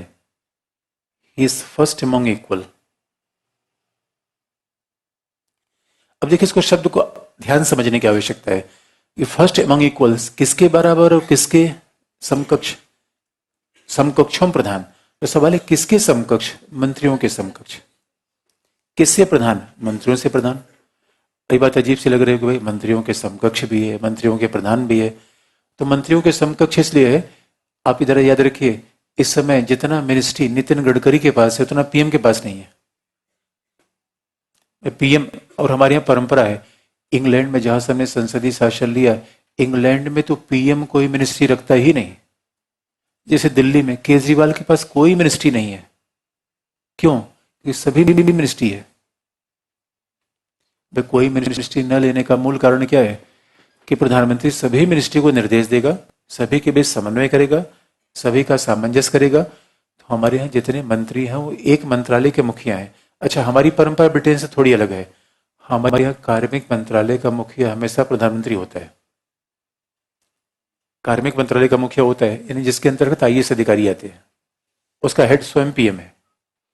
इसे मसूरी में पिछला बैच अभी ट्रेनिंग करके निकला था और पीएम उनसे भेंट करने गए थे। ये सिविल सर्विसेज की ताकत है जो किसी और सेवा में मिलती नहीं। किसी और सेवा में जिंदगी भर बहुत टॉप पे रह सकते हैं, पीएम सीएम से भेंट करने का मौका ही आपको नहीं मिलेगा। यहाँ सोचिए 1 साल सेवा के नहीं हुआ और पीएम खुद ही आ रहा है, क्या हाल चाल है, आओ हमारे पास काम करने के लिए। तो कार्मिक मंत्रालय पहला। दूसरा, और कुछ विभाग उसके पास होते हैं, परमाणु ऊर्जा विभाग और महासागरीय विभाग। ये 3 चीजें पीएम के पास होती है। उसके अलावा पीएम और भी चाहे कुछ रख सकता है। जैसे नेहरू विदेश मंत्रालय हमेशा अपने पास रखते थे, विदेशी मामलों में उनको बड़ी दिलचस्पी थी, विदेशी लोगों में भी। तो ये पीएम की मर्जी है कि जो मंत्रालय किसी और के पास नहीं है। और याद रखिए, जो मंत्रालय उस समय किसी के पास नहीं है वो किसके पास माना जाएगा? जब डॉक्टर मनमोहन सिंह कोयला घोटाले में फंसे हुए थे, डॉक्टर मनमोहन सिंह बहुत ईमानदार व्यक्ति थे, तो डॉक्टर मनमोहन सिंह की ईमानदारी पे कोई शक नहीं है। हाँ, अब उनका प्रयोग बहुत सारे लोगों ने कर लिया, बात अलग है। बोल नहीं पाते दोस्तों, और बोलते प्रधानमंत्री नहीं हो पाते, बात पे सीधा सा इक्वेशन था। तो कोयला घोटाला जब हुआ था तो उस समय कोयला मंत्री कोई था ही नहीं। इसका मतलब कोयला मंत्री कौन होगा? प्रधानमंत्री। इसलिए पहला क्यों है? क्योंकि, अगला लिख लीजिए, प्रधानमंत्री समकक्ष है क्योंकि प्राइम मिनिस्टर इज इक्वल। प्रधानमंत्री समकक्ष है क्योंकि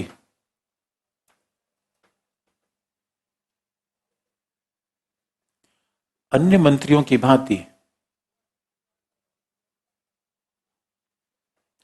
prime minister is equal because प्रधानमंत्री समकक्ष है क्योंकि अन्य मंत्रियों की भांति उसे भी एक मंत्रालय, वह भी एक मंत्रालय का मुखिया होता है। वह भी एक मंत्रालय का मुखिया होता है। He is also heading a ministry like wise other ministers. वह अन्य मंत्रालयों का मुखिया होता है। लेकिन प्रथम है क्योंकि ए, ही इज फर्स्ट। प्रथम है क्योंकि ए वह मंत्रालयों का आवंटन करता है। He allocates the portfolios among the ministries. वह मंत्रालयों का आवंटन करता है। He allocates portfolios among the ministers. मंत्रालयों में फेर बदल कर सकता है, कैन रीशफल द मिनिस्टर्स।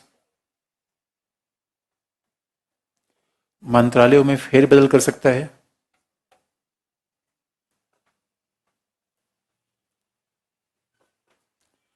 मंत्रालयों में फेर बदल कर सकता है। तीसरा, मंत्रिमंडल के बैठक की अध्यक्षता करता है। ही always chairs the meeting of cabinet. मंत्रिमंडल के बैठक की अध्यक्षता करता है।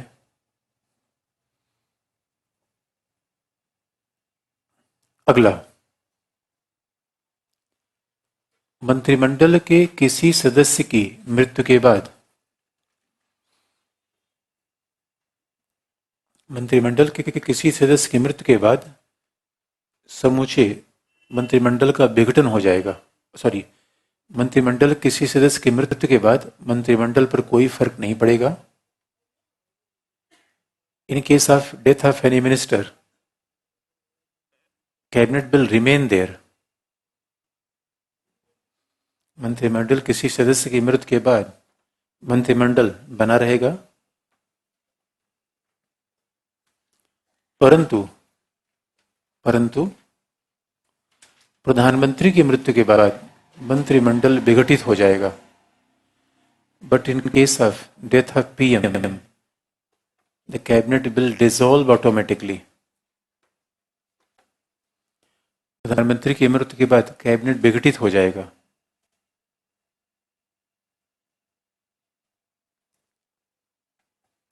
और अगला, प्रधानमंत्री राष्ट्रपति और मंत्रिमंडल के बीच कड़ी के रूप में कार्य करता है। Prime minister works as a link between the president and the council of minister. प्रधानमंत्री राष्ट्रपति और मंत्रिपरिषद के बीच कड़ी के रूप में कार्य करता है।